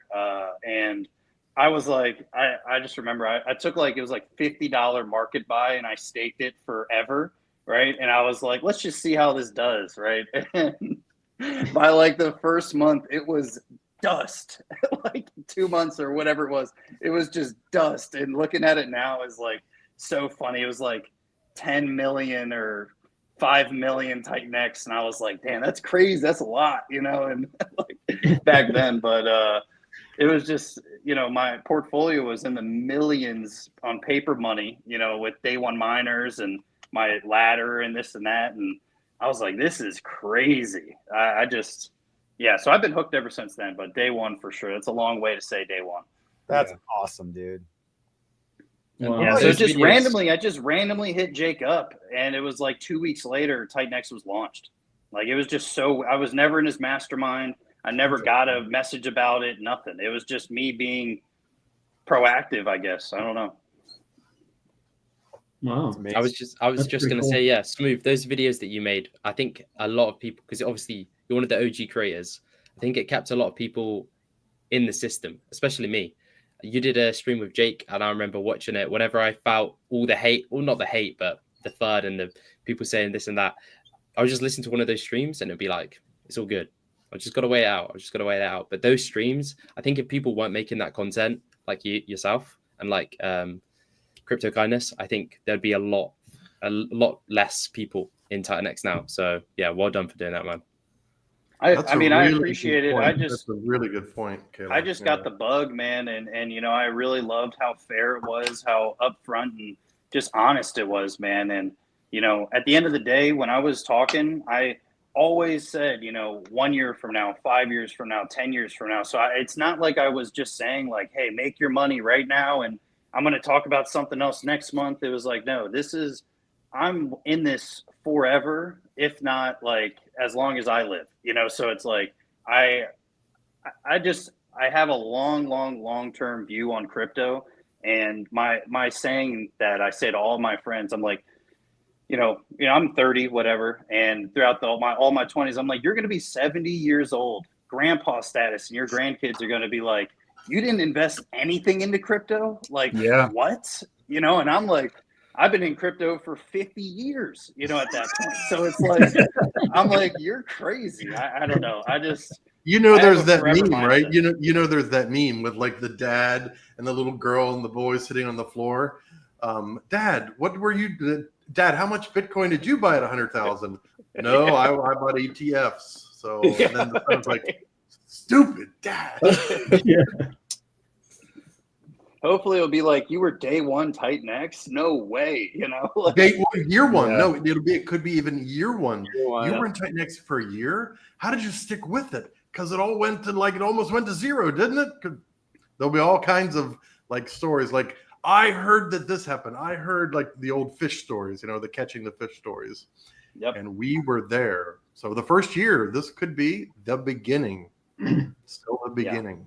Well, I mean, you know, Bitcoin's only about 15 years old. It really is a very young protocol and project. Yeah. I mean, you see a lot of other businesses in the real world actually getting their bearings 30, 40, 50 years into their life of their business. So I can't say anything but patience in all honesty. In a world full of instant gratification, patience is the biggest commodity nowadays. And my dad has always told me that, and he's told me play it slow, play it smart as you can, and be as patient as possible, because, you know, the real winners are going to be at the finish line, not, you know, in a new race. You know, they finish stuff. So, yeah. I think it's I could have taken some of that advice in 2021. That's very wise. Very wise. January 3rd at 9:30 a.m. will be the official 16th year of Bitcoin. Wow. 16. We're right on sweet 16. I like that. So if anybody uses Kraken, they're giving away one Bitcoin if you can guess the nearest dollar amount that will be the price of Bitcoin at 9:30 a.m. on January 3rd. If you're the closest person to pick the right price, you're going to win one Bitcoin if you are a Kraken member.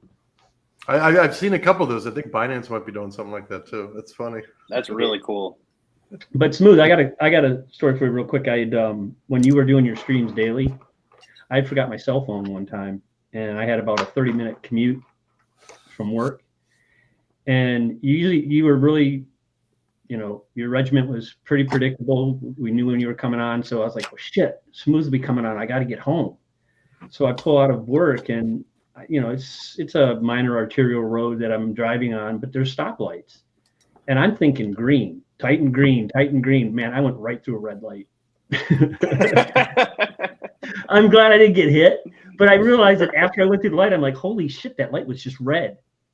But all I could think about was getting home so I could listen to the stream, and I'm thinking Titan green, and I ran a red light. That's hilarious. Oh my God. I was just so obsessed because it was right after I got into the mining. It was like day 20, 23 or 24. I got in on day 21, but it was like right after I got in, you were giving all these updates. I'm like, I gotta get home. Sure enough, ran a red light. Thanks, buddy. I think we all got a story about Smooth. I think we all have a story about Smooth. Can I tell mine like really, really quick? Sure. So I mean, I was watching I was watching probably 5 different streamers, and then I noticed Smooth started doing the different color sunglasses. And you remember that? You know, remember I used to be in there like, what color is it going to be this time? Is it going to be the purple ones? It could be the red ones? Could be the yellow ones? Oh, that's right. What are you doing there? It's so cool. Like, what a character this guy is. That's some good It's great swag. information, but he's also a character. That's my And- story about. Funny thing about those purple sunglasses. Yeah. Those were my mom's back in the 80s. Wow. That I found when we were cleaning out her mom's, my Hair grandma's bands. thing. So I forgot what they're called, but they were like given to everybody at this concert and stuff. And so I took them, I had to wear them. Vintage, bro. That's awesome. When I had It really Steve gave character. on the It lounge, really I tried did. to find some of his round green glasses. Like I went to the pharmacy looking at the reader glasses because I wanted to get the round green glasses like Steve had, but I couldn't find them. When he came on the lounge, I was going to wear them. That's awesome. So Yeah. What a Well, great time. You do this every week, Ted? Is this this is a weekly? What day I is try it? to, yeah. I really try to. I'm trying to get on a fixed schedule, but I want to do it once a week, typically on Tuesday nights. But the past couple weeks, I've been preoccupied with, Mizuchi. So, but no, the lounge itself as a whole, from its inception, I have to give a shout out to Mo. He gave me some encouragement and everything to get my AV set up, which was pretty straightforward. But until you go live, you don't know if you're actually live or not. So he helped me through those weeds. And my mission with the lounge was always just a place to come together and not have to be statistically, Einstein. You can come and just shoot the shit and talk about what you want to talk about. Talk about the ups, the downs, whatever. And surprisingly, it's taken off quite well. And I appreciate all the support from all the followers and especially the founders coming on board. It's a good reflection for the ecosystem that there's a safe place you can go and just be you. So yeah, and it's been Ted, how did you hear truly a about pleasure having you guys. That's for sure. It's a pleasure being on here. We have such a great community. Yeah, it's And great. now that everybody's building, be careful because now you're getting the building bug. It ain't ever gonna stop either. So No, actually, I went into Mizuchi pretty calm and comfortable. Like, okay, yeah, let's just do this. We'll be good. And then somebody decides to send me something in Telegram, and kind of like laid out an idea, something he was thinking about. So, well, I'm kind of interested in that.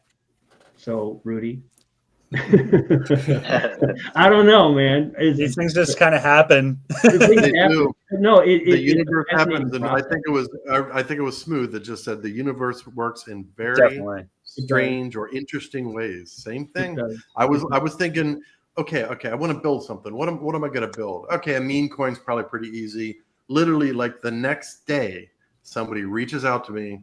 Hey, I heard you're like an advisor there with Titan Legends, and you've been talking about doing some building. I've got an idea, and I'm like, well, this is perfect. This is absolutely perfect. So with the Luck Dragon, it turned out to, of course, everything changes as you go, but I didn't know what I wanted to do. Like I didn't know, and then literally just out of the blue, it just comes right in. yeah, it's fascinating. And I think there's a lot of that in TitanX. There's some people could say numerology, some people could say luck. I don't know, but I love it.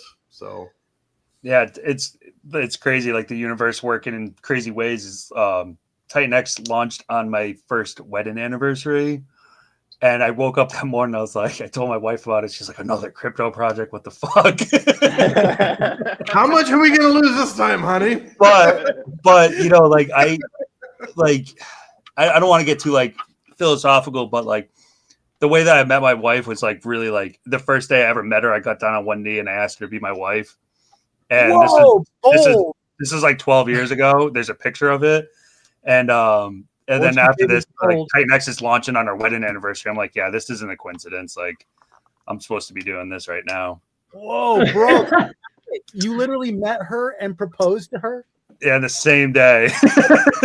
Caveman He style. moves fast. He moves fast. Mind, In baby. every- And she said yes or no? She Oh waited. yeah, no, she said yes, but we didn't date for like 10 years. And then like 10 years later, we reconnected and I was like, oh man, I'm fucked. Like I'm here now, I'm getting married. Like this is gonna happen now. Like it's meant to be. So here we go. You started it, Rudy. That's really cool. So you were day one too. Then how did you hear about TitanX? Did you hear about it before it launched? No, well, a little bit. I saw some buzz on crypto Twitter with people talking about it, and I would like I said it at the beginning of the stream, but I was like, another crypto project, like whatever, like. And then obviously, like it launched, I market bought, it went up a little bit. I think I sold and created miners after I read the white paper, of course. So yeah, it was definitely day one. And then I like sold everything to get into TitanX. No, I know how that feeling is. Yeah, on day one, like, you know, I say that Jake sent me the white paper early, right? But he didn't tell me the release date. No one knew. I don't know if anybody knew the release date. So what happened with me personally is it released at like, I don't know, 4 a.m. Eastern time or something like that. I woke up at 4:45 a.m. and I don't normally wake up in the middle of the night ever. And I was like, I just couldn't go back to sleep. I was like, something's happening. I was like, I got to get on my computer. And so I'm like 5 a.m, like just on my computer. I look at TitanX. I'm like, oh, this shit is live. I was like, now I know why I woke up. I'm like, holy crap. Meant to be, bro. Yeah. Wow. So then I spent another hour and a half, 2 hours just like looking at the screen. I was like, okay, what else do I do today? I was like, I'm jacked. It's only 5 a.m. I'm like, it's a random Saturday or whatever it was. I was like, you know, I don't know what to do. Right. I remember being in the Telegram chat for TitanX on day one, and I was telling people, I was like, listen, this is after I read the white paper, of course. I was like, listen, it's going to take a long time for this to kind of come to fruition. And like, everybody's like, no, it's just going to keep going up. It's going to keep going up. I was like, listen, like, there's a lot of inflation coming out, and people were like, kind of getting upset with me. So I was like, all right, whatever. I backed off. Paid back. And then it played out over the years, pretty much exactly what I expected to see. And here we are. Like, you know, I think what surpassed my expectation is the whole build on TitanX ethos. Yep. That has absolutely blown up to a level like it's pulling people out that wouldn't normally think about building a project, but they feel like they can do it in a way that's safe, that follows like a certain regimen where, you know, you're getting your audits and, you know, you're working with people that have a proven track record at this point, right? Like, you know, whatever team you're working with, whatever dev you're working with, well, maybe they've worked in TitanX before. In a lot of ways, they probably have. Mm-hmm. So it just developed to a level that I wouldn't have ever expected. And, you know, now you go look at the top holders of TitanX and it's all smart contracts, just the way it was meant to be. Yep. It's amazing. Insane, yeah. That's Ted, how did you hear about I TitanX? actually saw Jake on a Crypto Kindness stream 3 to 4 months before TitanX. So I was a big Zen guy. When I say big Zen guy, I was probably top 500 holders of Zen with it, all my miners, because I did max miners and blah, blah, blah.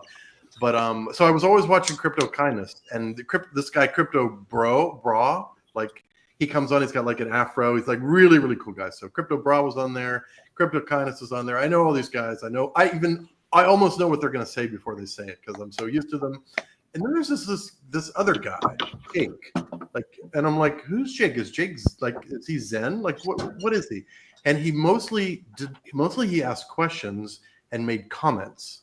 And there was no talk about building, and there was no talk about anything like that. And I always wondered, who was that guy? Because people like him tend to be extremely intelligent. And but I never followed up. I never tried to follow where he was or what he was doing. And that was probably a mistake. Not a mistake, but it was something that I normally would do, and I just didn't happen to do it at that point. But like I said, it all still worked out. The timing, maybe it was meant to be like this. Maybe the timing was meant to be like this. Mm-hmm. Definitely was, brother. That's why we're all here. You know, we're all here building. We all believe in this. The community believes in this. Like, there's such a strong community here. And like what the other guys were saying at the beginning of the stream is that nothing's ever been done like this in crypto before, period, bar none. Like, you're not going to find this. And to replicate this at this point, it's just not going to happen. No. I mean, this was over a year of just grinding to get to this point. You know, people were making a lot of money early on, and then it just like, all right, where do we go from here? Like, people are we building? Are we, you know, like, what's going on? And then it was like one project came out, another project came out, another project, and now we're at the point where I don't know what 15 or something projects have released in the past month or month and a half or something. It's just insane, and you know, it's only the beginning, man. And like someone was saying, I think Crypto Awesome, you said it. You asked me on our stream. You're like, is there going to be dilution or something to that form with these BOT protocols? Protocol fatigue. Fatigue, right? So what I said is there dilution for all of the projects that have ever been created on Ethereum? No. It's just all of them do what they do.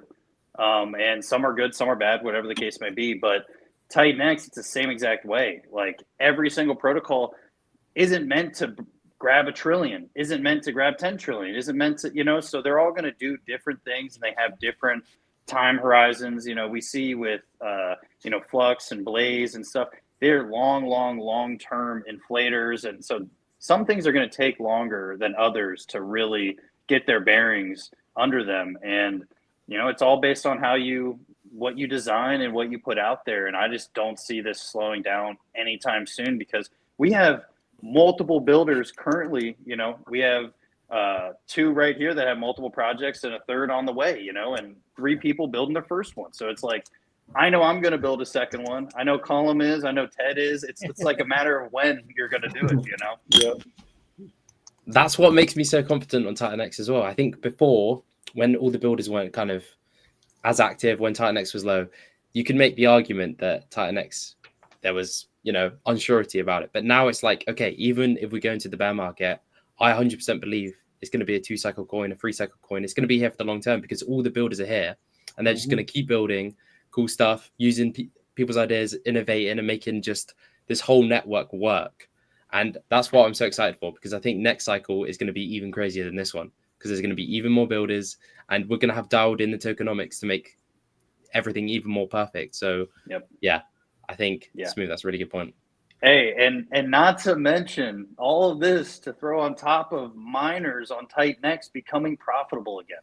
We don't even talk about that. We never talk about it, but it at a certain point, it absolutely will become profitable again. There's no way it's not.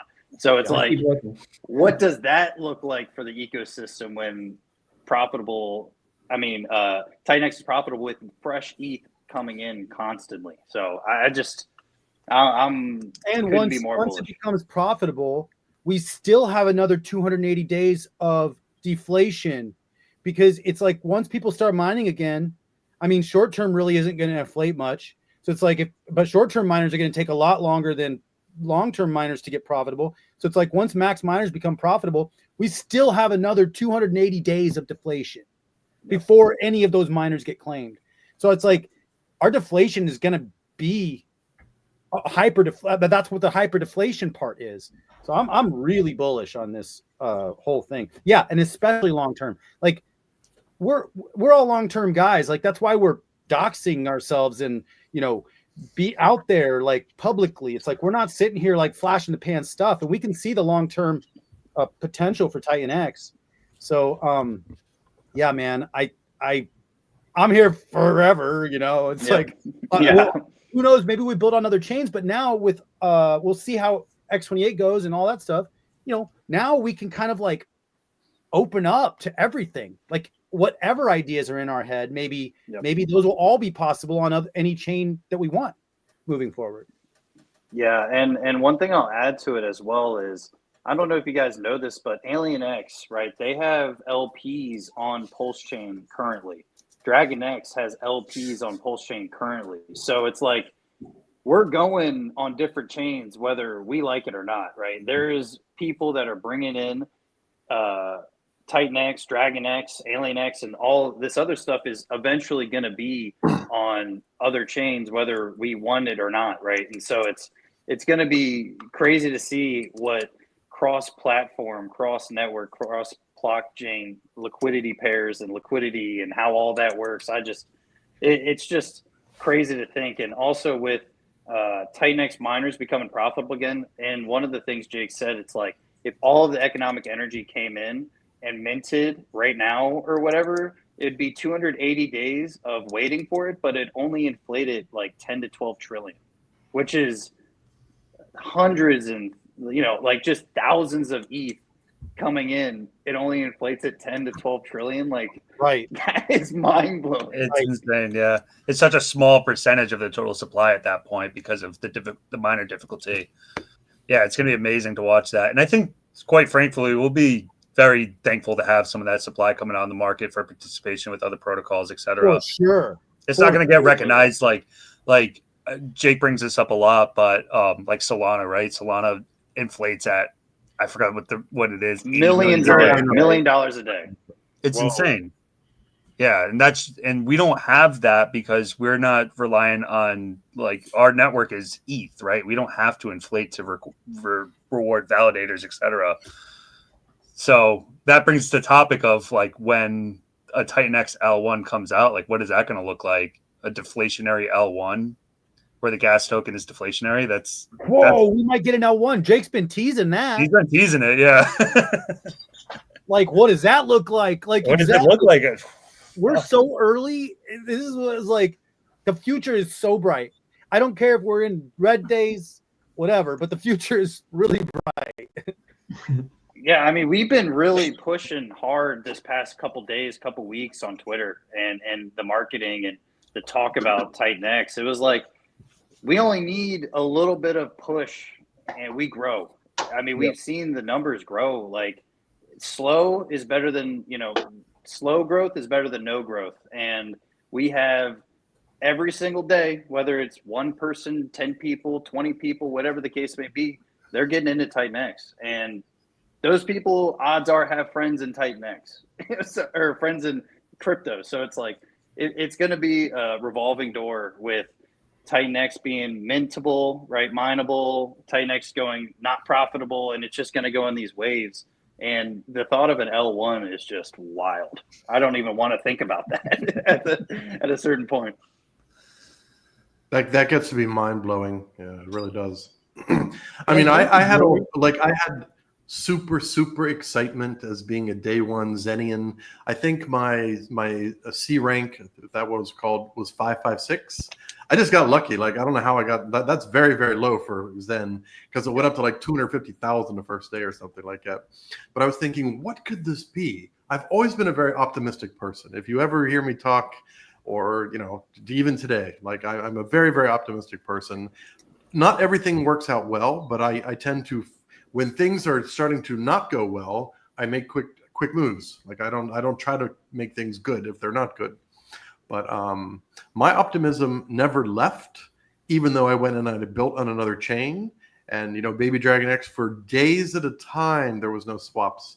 The most common question in the Baby Dragon X chat was, is the coin still trading? I can't find it on Dex Screener. So we loved it. So we made a special filter, Dex Screener, and we told people if any coin on Dex Screener, or if any coin does not trade in 24 hours, you have to use the full link. So and that filter is still in there because for often it would just be days and days at a time. Nobody would sell. I don't think we ever went below $47,000 market cap. And 47,000. Just think how low that number is compared to like 1.3 million today. We went up to like 40%, and something happened. I don't know what happened, but something happened in the last 24 hours. Your scale stream where you gave away, you burned a whole bunch of stuff. I think I was burn party. Well, but it's not. I mean, it's not just us. Everything went up. Like everything. Yeah. I tweeted earlier. Everything went green. And, it was very, very lucky. It was the 8th, it's December 8th. Did that have anything to do with it? So, yeah, I don't know. I just think we're in the right place at the right time. That's it. Yeah. It is strange. Like we're all talking about how bullish we are on TitanX, and then we've just had this huge correction, and it feels like a lot of people aren't on board. But hopefully, people start realizing and they start having the same thought process as we do. Because when it's at these low periods, it makes me more bullish because we're burning more. Buy and burns can do more. We're burning more, so the slingshot is much higher. But then you go on Twitter and people are worried, and it's like, come on, nothing's changed. This is going to be insane. So yeah, I can't wait. I can't wait. They're like, oh well, the circulating supply is going down. Why isn't the price running 1,000x yesterday? You're like, dude, relax. It's all good. Like no one here has said like, hey, we're trying to make a quick 2x off of TitanX. Like no one is even thinking that short term. We're talking about years from now. So I don't know. I made a 3x on my Baby Dragon X. I made a 3x and got into Helios. I was like, ooh, all right, I made a little bit of money, right? It's like not bad. Helios was great. Helios, you also probably did okay on Helios, even though the gas. No, actually, because it was a 5-to-1 ratio in Helios early on, and now it's basically 1-to-1. Which hey, I still am very bullish on Helios. Don't get me wrong. Me too. But it was like bad move to fully fade. And, that's a lot of these people, a lot of the Jeets that just happened created these red candles. They got rid of their moon bags. Yep. So a lot of these people did, and they're out. And it's like, well, now that they're out, there's not that many people wants to sell right now. It's like that's what it was a good buying opportunity. I'll tell you what we did. I mean, obviously we've got this thing called the Dragon's Hoard, right? We got this idea from Smaug in Lord of the Rings. So when everything was way up, what did we do? We sold a little bit of everything, and we moved it into ETH, then we moved it into USDC, and as things dropped, we started buying back in. We just started to DCA back in, and so we're just kind of waiting. As we're building, we're building project number 3. Now we're just waiting for more things to take off. I personally don't want things to go too fast. Like me neither. you know what I mean? I was originally like, oh, if we 10x or 50x like in a couple weeks, that's fine with me. But when you're a builder, you don't want that. You don't want that. So my mentality has changed quite a bit over these months. I'll take a 10x. Yeah, right. Of course, I'm not going to refuse a 10x. Of course, I'm not going to. That would make the buy and burns 10 times more bigger. That would make the treasury in Awesome X 10 times bigger. It would make the launch pad 10 times bigger. It's like, even 3 times bigger. It's like, now that I'm building, it's like I'm literally like all in again. Like, oh crap, here we go. Like, here we go again. Right? It ain't cheap. But you know what? It's worth it because what else am I going to do right now? Like, no rest till 20. Make a movie. Check the generator. I do got to check your generator, Dave. Check your generator. Nice. Generator. You know what? I got my electrical pole turned on. Oh, you did? But I have a extension cord coming from the electrical pole to my house right now. So I literally have I had to run out. My generator still runs my well, but I had to run out and check and see if my breaker was flipped because everything turned off right when I tried to jump on. The whole house turned off because it's an extension cord. Like I literally do not have this hooked up yet, like real electricity. But at least I have some power. I got a heater, so that's nice. He's off grid. I mean, I love Dave. Dave is off grid. I am impressed as hell with Dave. I can't wait to come see your place and like the orchards and things that you told me about. I literally cannot wait. You will be the second stop when I go back to America. The first stop will be my parents, and the second stop will be Dave, and the third I'm going to go up north if it's not too freaking cold because I don't do the cold, Rudy. I don't do cold weather. Here's my house. I haven't even finished it yet. I just put insulation over here. Wow. Wait, are you building it all yourself as well? Yeah, I built the whole thing. I watched some YouTube videos, got a couple people to help me, and it's amazing. Figured it out. And you've got your other channel. Do you talk about your other channel, or maybe I shouldn't have said that? Your other. What's that? Your other channel. You have another channel that you actually. Oh, yeah. That's a develop all kinds of interesting learning stuff. I checked out a bunch of those videos over there. Oh, cool. Oh, there's a rabbit hole there. Got like that's a rabbit hole. videos or something. It's about permaculture and how to build food forests and how to build stuff. But yeah, that's called Develop Awesome Skills. Everything's got awesome in it. I like that. Plus DAS is my initials. So I kind of just try to, be clever or something. Nice. But I love living in the middle of the woods, man. Editing a movie in the middle of the woods is way better than in the city and in like a $2,000 a month, 1-bedroom apartment. I'm like, you know what? Bought a chainsaw, started cutting down some trees and built a little house. Really little. But you know what? It's good. It's fine. At some point, a woman's going to come in my life and she's going to want a bathroom. But until then, until then, the outhouse is it's so cheap for me to live. Like I got my truck payment and my land payment, and that's basically my phone. It's like it's amazing what they ask for.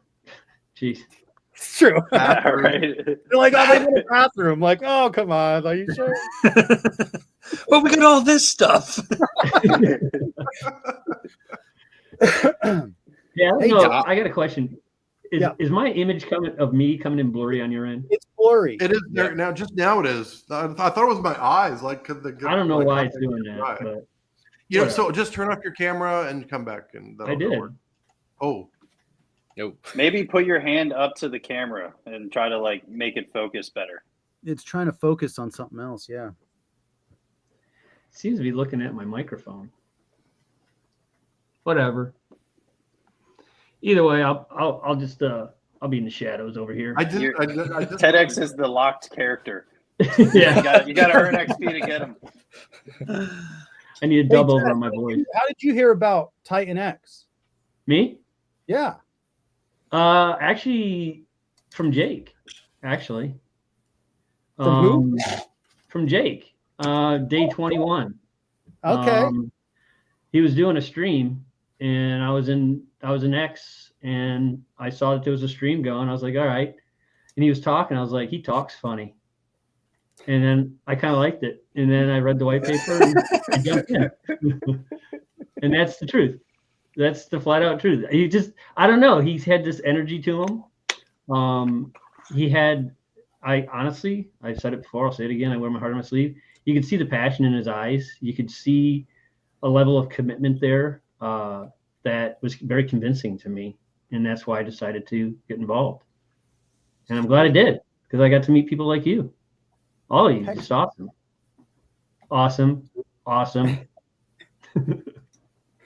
So we have 2 day ones. Yeah. Actually, a pre-day one, and then so 2 actual day ones, but you were before day one, Smooth. And then we have 2 day 33s, right? So you were 33, Callum? Pretty much, yeah, around that period, yeah. Yeah, then James 33, and then 21. I was 67, so I caught on a little late, but that was the first. That was January 1. And that was when I was like, I'm in XRP. I'm like, what? It's doing nothing. So I Googled 1000X altcoin. And then Joe Perry's video came up and he talked about TitanX. And I was like, all right. So I read the white paper. I was like, oh, crap, here we go. And that was day 67. So thank God I got in. But yeah, so I'm a 67 guy. Wow. You're lucky that you caught one of the videos where he talked about it, because back then so I went on mute by mistake, because he talks about so many different things. Like, you were pretty lucky actually to find. You could have gone into one of those other ones. Like, No, not that I saw all the other stuff. I mean, I actually nothing else resonated. He talked about quite a few tokens actually, and I, but when I heard about what he's talking about TitanX, I was like, holy cow! Like, and I had to read the white paper. I was like, I'm gonna go see what this is all about. But like you said, I read it like 15 times. I kept reading it. I'm like, this is exactly what we need in in finance in general, not in like DeFi, not in like crypto. Like, this is how things need to work. And with the hyper deflationary aspect, yeah, governments, okay, a little inflation's fine, right? But hyperinflation is about to happen. It is kind of almost happening in a lot of places. And this is giving a new opportunity to everybody. And I've said it before, but I think that the TitanX white paper, in my opinion, is as revolutionary as the Bitcoin white paper was when it came out. Like, there's nothing else like it, because Jake took all these pieces, the best pieces from all of these protocols, and eliminated the other stuff. And it's like he put it together into one protocol. Boom. And I think that it's definitely revolutionary in many ways. Yeah, and he kept a lot of the economic energy within the system. I mean, for the most part, you don't know exactly where stuff is going for a lot of projects, but this is one of the ones where you read the white paper, you're like, oh, I know exactly where that's going. I know how much the buy and burn is going to get. I know how much the staking is going to get. So it was like very, very straightforward. And that was like the first time I've ever heard of a fair launch as well. Like I've never heard that. So you weren't Zen. You were not a Zenian then. Oh right, I wasn't a Zen, and I realized that after the fact. Yeah, so that was like a big aspect of TitanX, and originally TitanX was supposed to be built for Zen. If you guys didn't know that, this was a very early on thing that I was getting so much hate from Zenians, right? That saying like, Jake was supposed to build that over here, like. What is he doing? You know, this and that on ETH. And I'm like, look, I don't know what to tell you. I don't have the answer. I was like, I'm just here participating in TitanX. Like, I'm sorry he didn't build it on Zen, but what he told me was it wouldn't have worked as good. It wouldn't have worked as good at all. It couldn't have worked on there. It couldn't have worked. Yep. No. And that's what he said. The more he was building it, the more he was working on it, the more it didn't make sense that on there. So he had to pick a different blockchain, and he picked ETH straight up. You know, that's kind of how it landed. Thing too came in after launch, right? Like, because the build on TitanX kind of thing started happening after launch, but the bonded liquidity kind of part of the ethos, that wasn't really part of it at the beginning. Necessarily. I mean, maybe. Yeah, it wasn't anything else to bond with. Like, well, there was nothing else to bond with. But now that once the bonded liquidity thing happened, it was like, oh. Even that, because with Zen, what did they do when they went out to other chains? Like there would be other LPs that weren't connected. Yeah. And so that's the difference here is everything is connected. Now it's connected so much that when TitanX goes down, everything goes down. But when TitanX goes up, you know, it's the lever. It's a lever both ways. And so we got to understand those mechanics so we're not freaked out when things go down. But yeah, such a good point. I think people need to understand this is crypto. It's leverage. You can lose stuff. Don't expect it to just go in one direction the whole time. And it's healthy to have pullbacks. It's very healthy to have pullbacks. Definitely. Like Hex. Eric always posts about Hex because he was early into it, but that had multiple 50 to 8% pullbacks, and then it did a 10,000x. So it was like a 10,000x, right? But it was McKinsey posted that. She said there was 13 70%. She or he, I don't know. But anyways, McKinsey said there was 13 70% dips on the way up on a 6-month 10,000x run. 13 of them. It's like, wow. And we don't even have to do a sacrifice in order to get that same scarcity because everything that we're doing doesn't need that sacrifice because we're burning the crap out of it all. We sacrifice sleep, and you know when we that's the sacrifice. Exactly. I got some good news. We briefly touched over 400 viewers. Wait, so nice, very nice. Yeah, we're right now sitting at a nice 398. Ooh. What's up, everybody? Thanks for joining. Yeah, where do you get those statistics? Like this, we're in StreamYard, right? I am so new on StreamYard. I can't figure out like how it calculates because when you stream to like Twitter and you know you have other channels and everybody's working together, I never know how many viewers I have. Like you have to be the creator of the StreamYard. So if you send the link to everybody and they join yours and stream to theirs, you should be the only one that sees how much are actually. Where do you actually see that? I'm sorry, I'm asking for some upper training. Left-hand corner. Upper left-hand corner. Okay. I will check that out next time. I mean, if there's that many people watching, let's give them some good information. Absolutely. Smooth, do you want to give the quick pitch for Flair, and then we can do Rudy or Ted for Mizuchi as well? Sounds good. Yeah. Give me 2 seconds. My AirPod died. Leave it to Caleb to like keep the stream on track. Very nice, Caleb. Okay, we'll let Rudy and Ted go first, guys. Give us the pitch. Why should people be looking at Mizuchi and being looking forward to it? So we haven't put out that much information about it. I did cover a little bit earlier on the stream, but essentially what Mizuchi is a further innovation on the hybrid NFT concept. Obviously, you guys know I'm super into that stuff, so I really wanted to come up with like a really fair launch version of this. So how Mizuchi will work is that there's an 8-day minting phase for minting the hybrid NFTs at the beginning. And what happens is that people will mint the NFT and they'll also mint tokens to a vault. So those NFTs will become interswappable with with the tokens in the vault. They're always backed by X amount of tokens. So what this does is it helps to lock up an insane amount of supply. On top of that, after the 8 days, we go into perpetual auctions, and those auctions get fed by obviously people participating, a really aggressive 88% buy and burn. And another piece of secret sauce that I haven't talked about yet. But the idea behind it is for it to become a really sustainable long-term protocol with a unique dynamic of being able to lock up the supply in NFTs and also help to strengthen the liquidity between the different pairs that Mizuki will have. So there's going to be an X28 Mizuki pair. There's going to be a TitanX Mizuki pair, and also a Titan Legends Mizuki pair. People will be able to enter with ETH, which will swap for TitanX, convert to X28, and mint the token. They'll be able to participate with TitanX, which will convert to X28 and mint the token, or the NFT, I should say, or the auctions. And they'll also be able to get in with X28 directly. So we really tried to make this as easy and as beautiful and simple as possible. We'll be releasing the white paper very soon, actually, I think within the next week or two. So I definitely encourage you guys to read it again. And when it clicks, you're going to be like, oh shit, this is pretty cool. This is different. So it's really a culmination of everything that I've learned, that Ted's learned throughout the year, watching other projects build and grow. And we're doing it in our own flavor. So I'm super excited about it. So 8 day mint, brother. so 8 day mint, and then it's capped, and it's no more supply is ever going to be made after that. Absolutely. Yeah.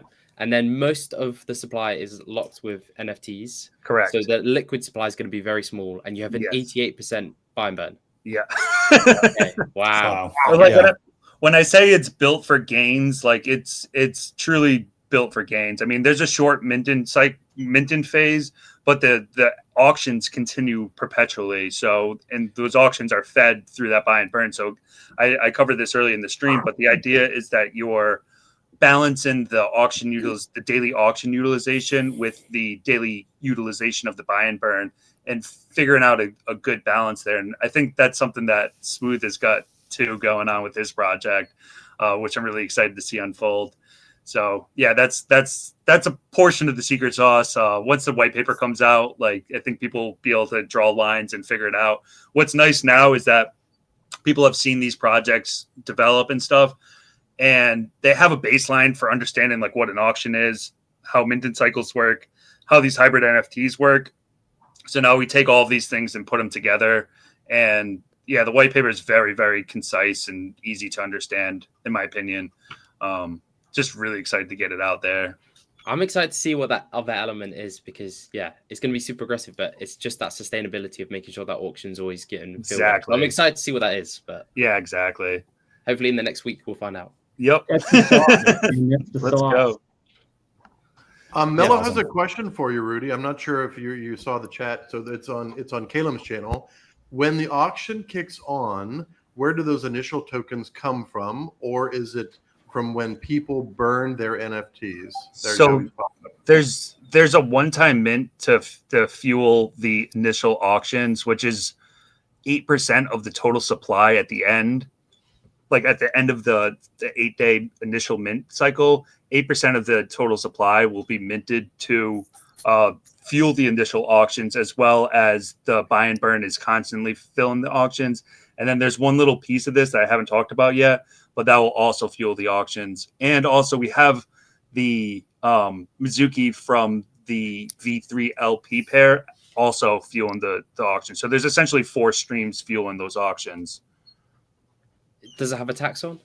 No tax. No, Okay. no tax. You can't do No tax. tax. Oh, yeah. You are so brave. No tax. No taxes. Well, I mean, when Nice. you're on V3, you can't do tax. Well, that's true. No, you can't. Well, No. I mean, there is like a tax through like the NFT token swapping, similar to Titan Legends, but that's it. basically. Like there's no actual tax on the token. I really like the idea of like seamless trading with a zero tax token and the V3 pools particularly. I think that there's a lot of advantages there for what I'm trying to do with this project. Yeah, and not to mention being V3, you have the option or the ability possibly in the future to get on farms as well. So yeah, I think that's a huge aspect of being V3. That's a good point. Yeah. As well.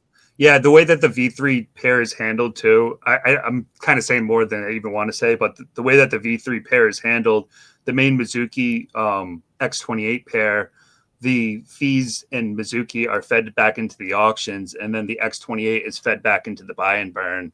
And then also the buy and burn has a liquidity injection to the Mizuki TitanX pair. So the idea behind that is if people want to exit, it's similar to Shogun, but if people want to exit to TitanX, it won't strain that X28 pair as much. Mm-hmm. They should be roughly equal in size, the X28 and the TitanX pair, but they'll find a way to balance out, obviously.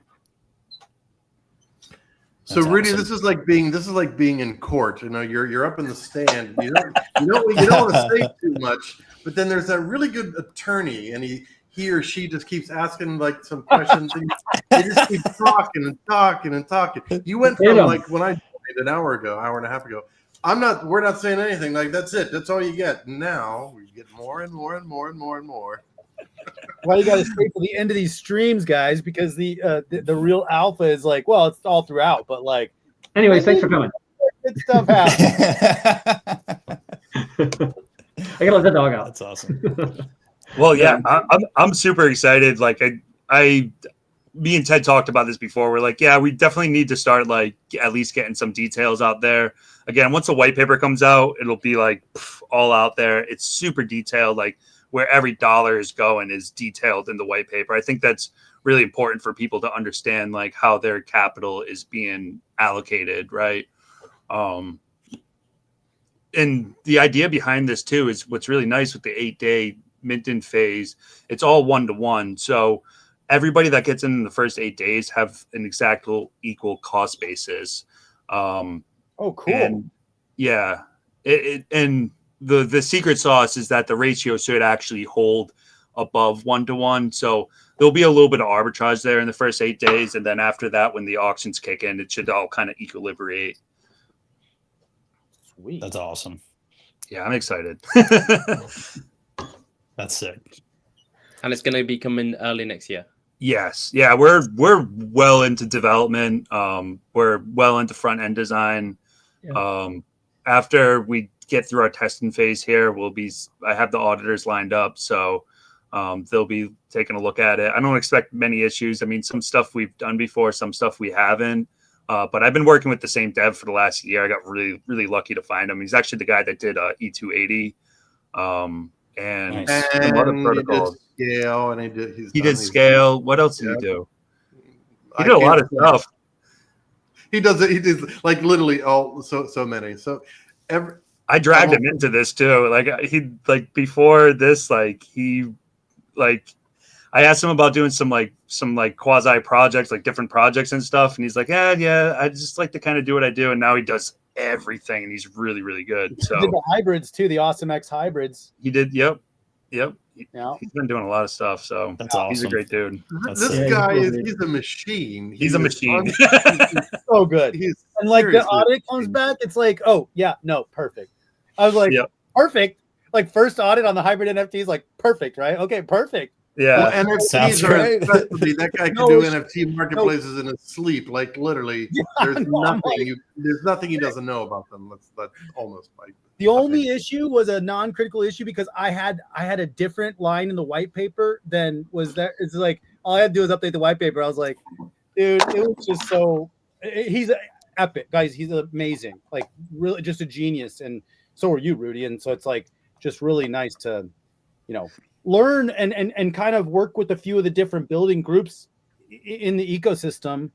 Because then we get to kind of see how we work with other people as well too. And I'm trying to do that now with a few of the other protocols that we're pushing out. In fact, I might actually, this is not a build on TitanX thing, but I might be building on XRP. Yep. And he can do that.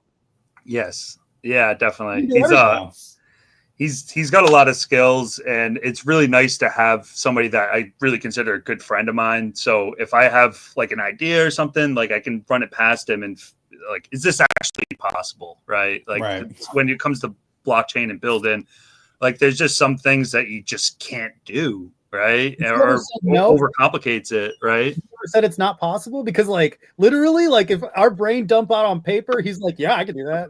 I'm surprised with some of the things that I throw at him, and he's like, "Yeah, that's fine." But there's also other things, like we were talking about this earlier. If you want to make one little change, it's not usually just a little change. It's usually kind of stagnates into a few different things. So Yeah. It's a fun process. I love the building process. I love everything in the back end. Like when Ted approached me about doing the project, I was like, all that back end shit that you don't want to worry about, like that is what I'm good at. So that's what I'm doing now.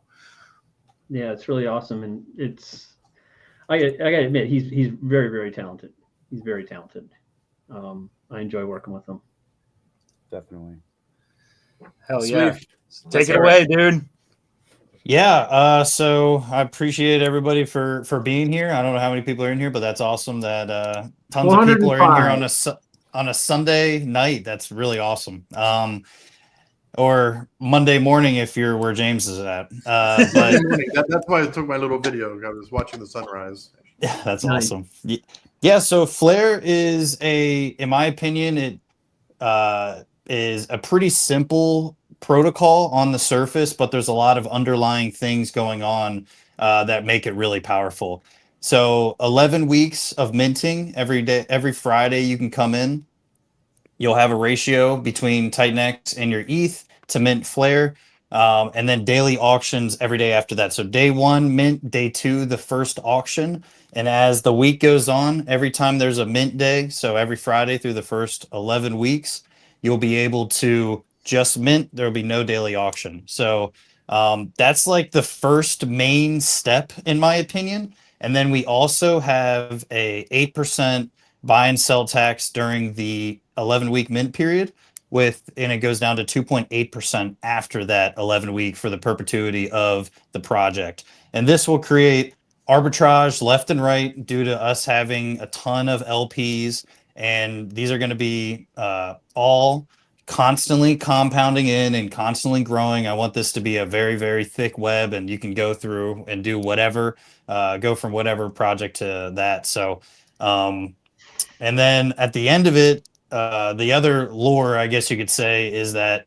76% of everything that comes in will auto mint X28. So that will basically burn 38% of everything that comes in without actually losing the economic energy and keeping the X28 within the protocol. So it's a pretty simple, but there's a lot of stuff in the engine that is really churning. And what I'll say is, every day there will be an auction or a mint, and that percent for the daily auction that's added, so 32% is going to be used for the daily auction pool. That's going to be all bought the next day off of market. So that's also going to be hit with a tax, and that tax is going to burn it and also add it to the pool. So no matter what, even if nobody is buying off the open market and they're only selling or buying it on minting it or the daily auction, it's going to have constant buy pressure no matter what. And this is going to be every day forever. And I'm trying to create a very, very hyper deflationary project. Goes along with the ethos. I'm trying to be top 6, with X28 and Shogun to kind of bump those numbers, but top 6, top 7 most burnt TitanX protocol. And I'm just super excited. The UI looks awesome. I'm just pumped to show people it, and hopefully sooner rather than later, probably late December, early January release. I'm in, bro. Wait, me too. The Dragon Horde and me personally are both in. So you've Mizuchi and also Flare, you've sold us, and Phoenix. We're in everything. I really like what I hear here. I'm really excited about it. It's great innovation. There's no copy paste, no copy pasta there. No. I can't wait to Callum, see what you wanted happens to- after the 11 weeks. That's what I can't wait for, Smooth. Because then it's Yeah, capped, by, and then yeah, so it's going to be capped after 11 weeks. And this is when we're really going to see. One thing I have to add as well is day 2 of the project is going to be the first daily auction. And we're going to start off with 1 trillion tokens in the daily auction. So the first auction will have 110 billion Flare tokens Wow. for auction. So this is something we wanted to add to counterbalance. And because what it was going to be was day 1 mint, day 2 wait, let the buy and burn, let it fill the pool fill up, and day 3 be the first auction. But if we put tokens in there initially, it kind of creates the forever thing, and hopefully it will balance out, right? Obviously, the pool will go up and down, whatever the case may be, but at the end of the day, this will at least allow it to grow and evolve and really figure out where it needs to be. So it's going to be a big auctions throughout the 11 weeks. And then after that, auctions are still going to be there. 5% is going to be used every day after the 11 weeks. So it still should be really big. And, whether anybody's using it or not, those arbitrage bots and the LPs we got and the taxes we got are constantly going to be growing our positions and also adding to the auction pool while burning Flare forever. So I wanted a buy and burn, but also a burn added to this just to get it on both sides of things. I love Well, that. you got it, Smooth. You got it. Thank you, Hey, Ted. what's up with the swag, bro? You do your fashion stuff and everything. I've seen your upside down TitanX hat. You got your flare hat and everything. I heard you say in a previous stream that you were thinking about maybe getting a couple made and maybe trying to stir some interest into flare, and you got some plans for maybe getting some hats and stuff like that, I hear. Yeah, so it was initially going to be when I released the white paper, I was going to do the kind of wheel and figure out who won the hats and this and that. But the manufacturer I use actually went out of business. So I'm in the process of finding another one that does the same thing and whatnot. So it'll be 5 hats, all different colors. You pick your colors, and I'm never going to make them again. And So they'll be free to you. Nothing. All you got to do is send me your address to ship the hat. So we'll work together, kind of get your own design on it. But eventually, hopefully next year, I could start making clothes again. I used to make custom clothing, 101 clothing, but also design for myself, for other companies, this and that. That's kind of a added thing, I guess you could say I used to do. So I kind of want to bring that back and kind of create some flare clothing, maybe some TitanX clothing, Mizuchi, Awesome, all of it. So I want to see kind of how it goes. So I think it'd be cool to give people in the Telegram, 5 people, the custom hats that never will be sold to anybody. I think that's just a cool thing. You heard that first here in TitanX Lounge, people. Just for the record, it is a capped supply on the lids. Yeah, it's capped. That's the alpha. For the record, I had to throw that out there, man. The whole time you were talking, it was just building in me. That's awesome. I love that. That's hilarious. So Callum, how about a elevator pitch on Phoenix? Yeah, sure. So Phoenix is going to have a 28-day mint phase. It's going to start at 1-to-1 with TitanX day 1, only for 24 hours, and then slowly decrease over the 28 days. The TitanX that comes to the system is going to go to build 3 stakes: TitanX stake, Blaze stake, Flux stake. These will have payouts, and those payouts of rewards are going to be split between maintaining those stakes and fueling the Phoenix buy smart contract. So all 3 of those are going to be fueling to buy Phoenix off market.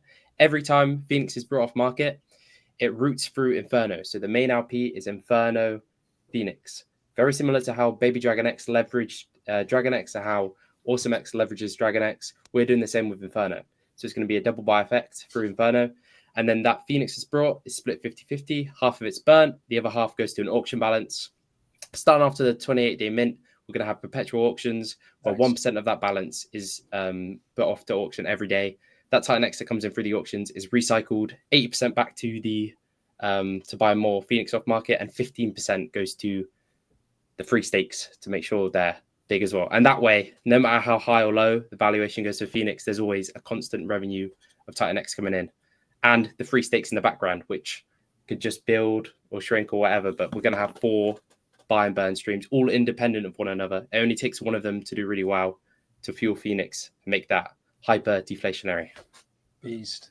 That's sick. And I'm if gonna I start calling you a understand correctly, sponge, man. what's I'm that? gonna start calling you a sponge because you just absorb everything. At your young age, man, you are gonna be just a powerhouse in the future, dude. Hats off to you, Colin. Hell yeah. If I understand correctly, too, you're going to be buying up all these protocols. You're going to be buying TitanX. You're going to be buying Blaze, Flux, right? Yep. And Flux only has 9% liquid supply. So Yeah, we're these only things are going gonna to pop pop off. Yeah. And Blaze is very small liquid supply as well. I'd have to double check, but it fluctuates, but I think it's about 20% as well. So we're only buying off market. And for Flux and Blaze, I don't think you really see any buy pressure because there's no need. You just enter through auctions and then you max stake.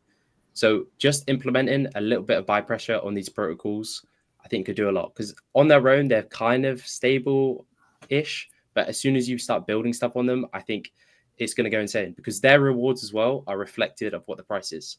Yes. So if projects build and they can make Blaze or Flux 2x, there's 2x the amount coming in through auctions, there's 2x in the reward pools. So it's like a whole loop that all supports each other. And they're built on top of Inferno as well. So 72% of all the TitanX that comes in is going to market by Inferno before being separated to the Blaze stake, Flux stake, and of the Phoenix buy and burn.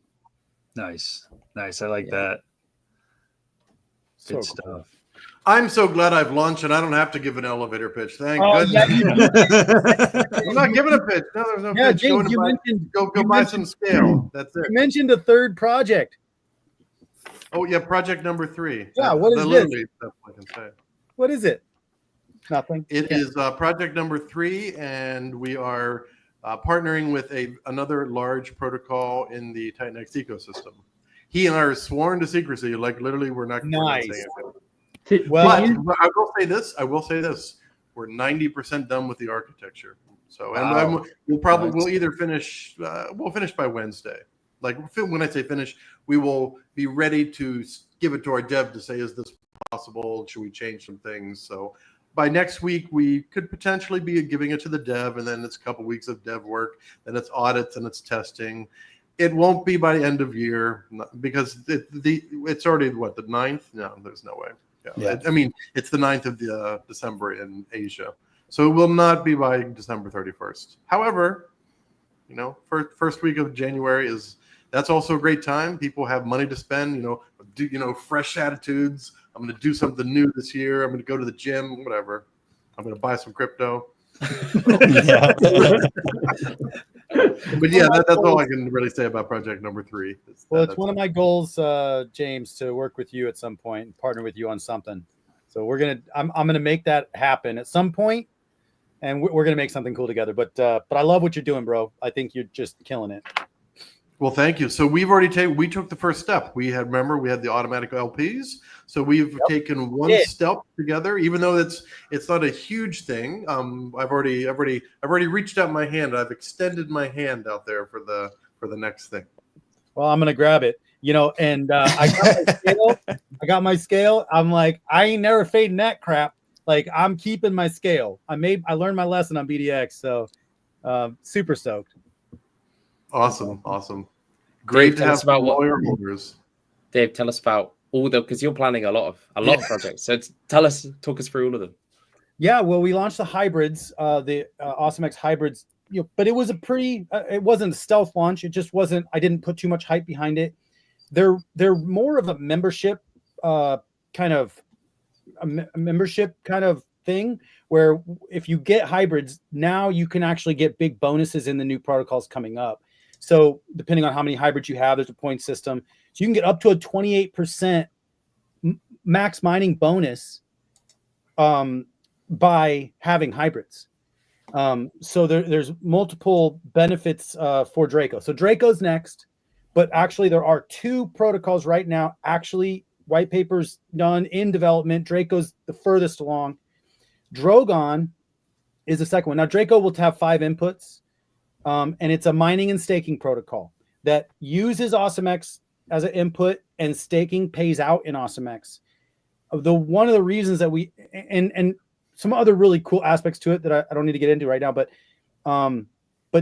the reason we needed to do that is because I wanted to do a mining and staking loop. I've been wanting to do that this whole time, and I couldn't actually do it without selling down tokens. I couldn't do it on Hyper. I couldn't do it on Hydra. If you're trying to, I couldn't do it on these other protocols.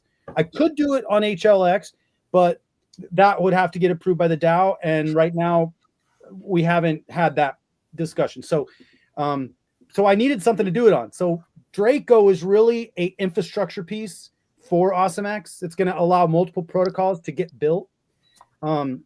It's also a forever mint. It's not going to have a cap supply, but it is, it gets really expensive over time. I mean, it's very deflationary, even though it doesn't stop minting. But it does, or mining. It's not minting, it's mining. They're 88-day miners, and then there's staking. So there's mining and staking. Now, Drogon is coming up right after that. Drogon, probably a week after, actually. It's probably going to get launched a week after. That's what we're planning on anyway. And Drogon is it's the infinite mining and staking loop. It's what I wanted to create this whole time. But I get to build it on, no, Draco is now on X28 and AwesomeX. We really incorporated the X28. That's actually why it got pushed back a few more weeks, just like you, Smooth. I'm like, I gotta do something special. Plus, having an AWX X28 pool and a Draco X28 pool is going to allow some really cool opportunities for some other stuff as well. Plus, we'll start establishing the X28 pool, and then Drogon is going to also be similarly paired with X28 and AwesomeX. And Drogon is the infinite mining and staking loop that happens on Draco. So the difference is, so for staking, like these staking protocols, a lot of people are talking about, your staking protocols are taking the stakers payouts, which I know that was a big thing for Dragon X. People were really pissed early on. Now, it turns out that Dragon X has done some benefits, so people are starting to understand what this is. That same thing with what's going on with stacks. They're going to be like the easy button for staking. So there's going to be a lot of machine staking whales out there. Now, this one, Drogon, is not just a staking whale. It's a staking and a mining whale. So it will actually do both. It will perpetually stake, and those payouts will be used to remine. And then it will also mine. So it's going to be max mining and max staking, and all the staking payouts are going to be routing back into max mining, which yes, stakers will get diluted, but they will get bigger payouts. And in fact, even during negative ROI days, Drogon will be mining. So Drogon will always be inputting economic energy into the staking pools and increasing people's staking payouts, even though they might get diluted a bit, but they will also keep getting increased. And it will keep going during negative days when nobody would want to mine. So anyways, that's Drogon. And then here's the cool part. Now, Drogon is basically it's a 28-day cap supply, but it's a mining protocol. So it's we still have 88-day miners, but you can only get an 88-day miner for 28 days. And so after 28 days, supply's capped. We're still going to be claiming miners for 88 days after that 28. But what happens, the cool additional piece here, I love these NFTs, Rudy. You blew my mind with these hybrids. And so what we're doing now is we're doing a multi-collateral hybrid instead of staking. So you're going to mine for 28 days, mine for 88 days, but over a 28-day period. And then people will be claiming. At day 29, it's also going to start a perpetual auction. So the perpetual auction is going to start day 29 forever. But what you can do is now you can take your Drogon and you can buy these multi-collateral hybrid NFTs. So what you would do instead of staking. So what happens is you take Drogon, you mint a multi-collateral hybrid NFT, and there's three tiers. And when you mint it, it stores the Drogon in it. But it also fills up with additional AwesomeX and additional Draco over time. So basically, if people want to get their rewards, they got to burn their NFT. The other mechanic that I put for the NFTs, it's basically replacing the staking. It's a multi-collateral NFT with rewards. It's replacing staking. but people can burn it any time. You don't have to hold it for a certain amount of time. Now, day 125 is when the NFTs are going to be capped supply. The reason I hold it till day 125 is to allow the people that the people that max mine on day 28, I want them to be able to claim their miners and have 11 days to be able to get into these NFTs with those people. So basically, at day 125, NFTs capped forever. The only way that you could claim your rewards is by burning your NFT, taking your tokens, doing whatever. So that at that point, the NFTs are fully deflationary as well. So it's a perpetual auction after 28 days with multi-collateral hybrid NFTs. Yeah, so you're building your own TitanX, you're building your own DragonX, but the DragonX is doing the stake and the mining to just fuel both sides of the system. Yeah, keep repeating itself, and then all the supply that comes out from users can put that into NFTs, which takes a lot of the supply off market, which makes this whole rotating circle from the DragonX hybrid even more effective. And the mines that come out, the miners and the stakers, when the staking of the infinite mining and staking loop, there's a portion, and it's actually a heavy portion, that fills up the NFT multi-collateral hybrid NFTs. So, but when miners are claimed, part of it goes to fill up the NFTs. When the staking payouts happen, part of it goes to fill up the NFTs. Another part goes to fill the perpetual auction. So for that 28 days, that perpetual auction is only filling up, and then on day 29 it starts, but then from then on, people are still inputting into the system, and all of those allocations are still happening even on the perpetual auctions. There's just no more mining. Yeah. Wow. So it's going to be a game for users to who can get the most amount of NFTs. Is it you mine and then get into the NFTs, or going straight away? Because there's going to be a lot of rewards all funneling to benefit those NFT holders. It's a really cool concept. Yeah, it is. Yeah. Wow. Yeah. And then we got one more that's coming. It's the Launchpad project, which is Alpha X, which I think the name is changing to Alpha 28. But Alpha is the Launchpad. I can't wait to tell you who we're working with, but I can't say that yet. And that is called Alpha, and that's the wolf, the wolf on the NFTs. He's so cool. But that's coming. You know, all of this stuff. Same with all of you guys. I want to launch as soon as possible. We're in development on both. It looks like it's going to be most likely end of January when we're ready. And then Drogon is planned to release 1 week after Draco, if everything lines up. So nice. Yeah. Wow. A lot of projects coming out. Yeah. A lot of stuff going on. Yeah, I'm full-time crypto now. It's like I still got a movie to edit, but I'm literally spending way more than full-time hours on crypto. I can't stop writing them. Like, for some reason, it's like happening. You guys are all inspiring me. My brain is like dumping. You caught the bug. You have absolutely caught the bug. Dave is building. Dave is cooking something. Yep. He's really cooking. Jesus, he's out there like flying. Baby. So in Japanese, it's the Shinkansen, right? It's the bullet train. So well, it's because I added in the treasury and the launch pad into AwesomeX. The treasury allows building to happen, and the launch pad allows additional building to happen that aren't my ideas. So however, the launch pad ideas, we do have to tweak them and dial them in, so they really do become part of the group at that point. But I'm so glad I built those things in there. And that's actually the whole point of all of this, is to get AwesomeX minting again, and to fuel the buy and burn, and to fuel DragonX, and to fuel the DragonX burn and all the other stuff. So that's kind of the whole point of the AwesomeX universe, is to make sure that people can play tons of games. I probably want to do just some straight up meme tokens too.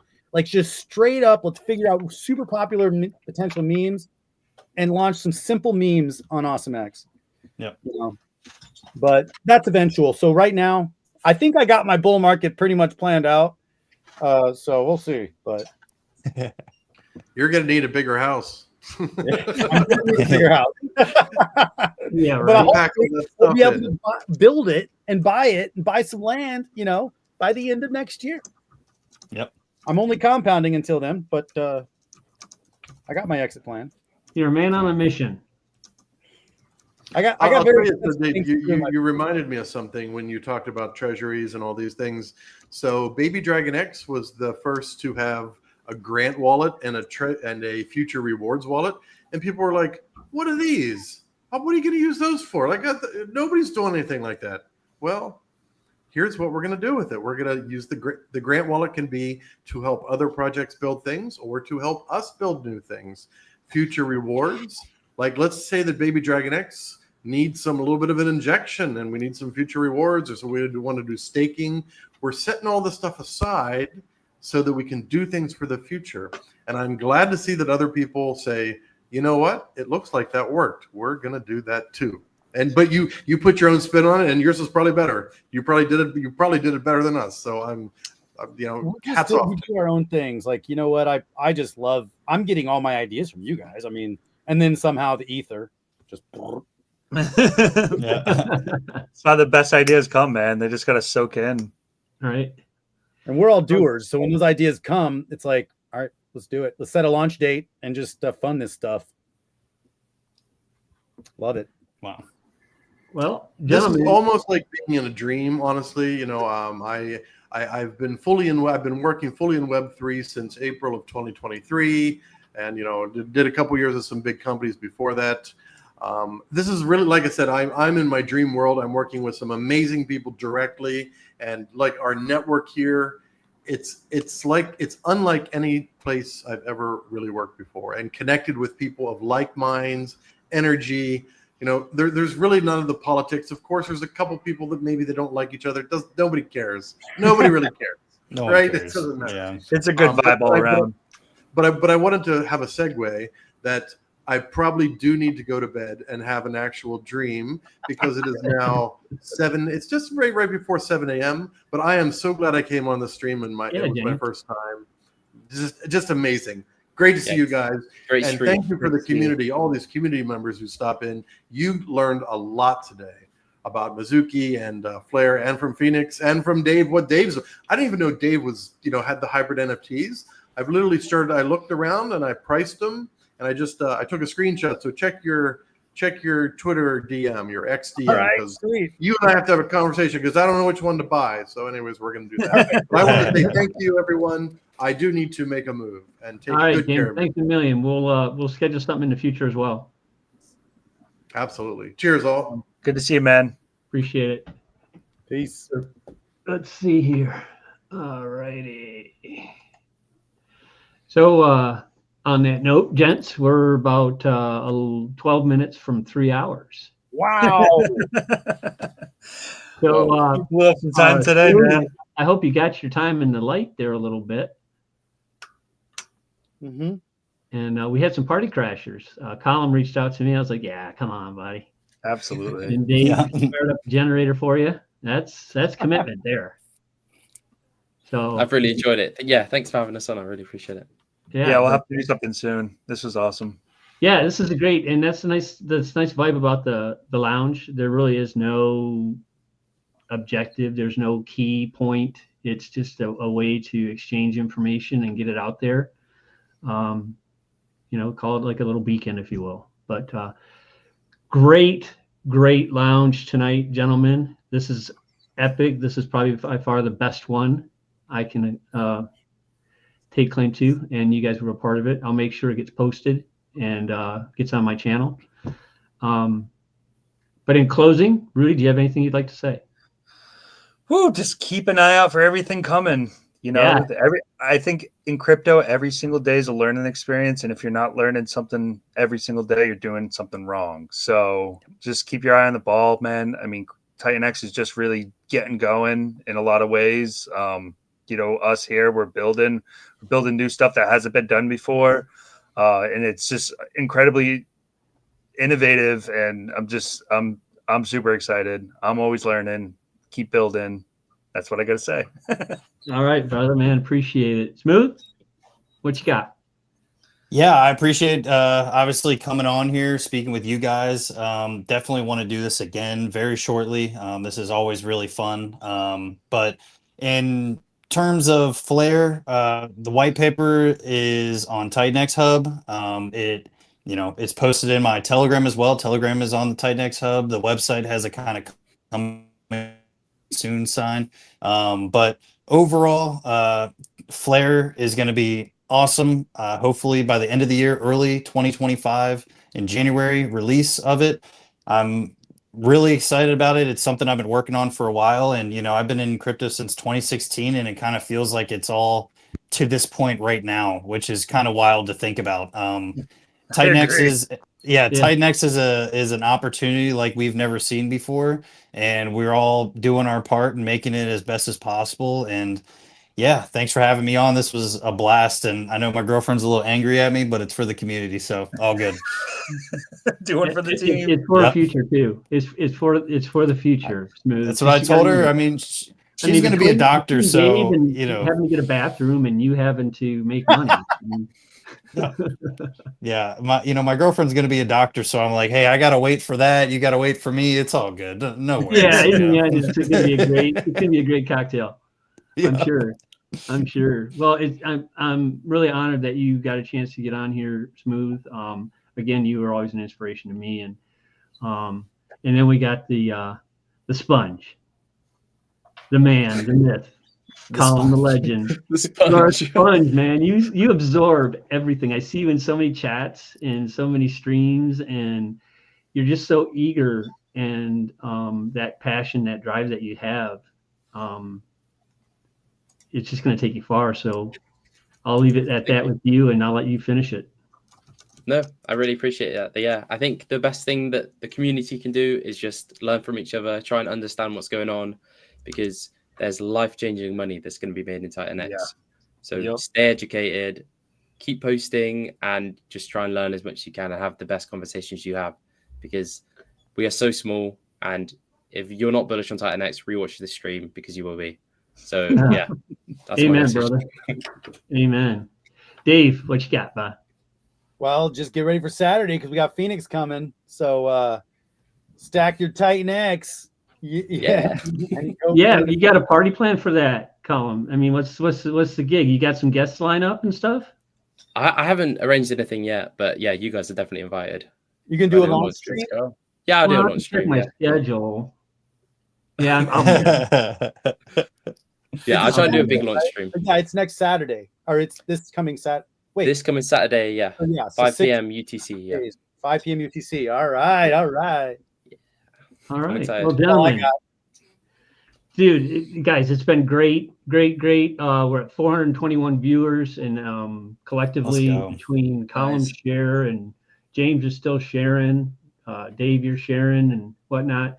Well, I would say we've done quite well tonight, and we got some voices heard. That's the point of the lounge. Quick closing notes. Everything that was discussed here was by no means in any way financial advice in any capacity. These are just a bunch of guys talking about geeky stuff, because in all reality, it's pretty cool. Just be safe. Exercise security protocol. Be mindful. Don't click on random links. Use the TitanX Hub for all your research. If you're new to the TitanX community, TitanXHub.com is the best place to go to get a real sense of the magnitude of what has grown with TitanX, and it presents a lot of different options depending on your flavor. But on that note, December 8th, 2024, epic evening with the boys, and I hope everybody enjoyed it. And till next time, peace, be safe. See you guys soon.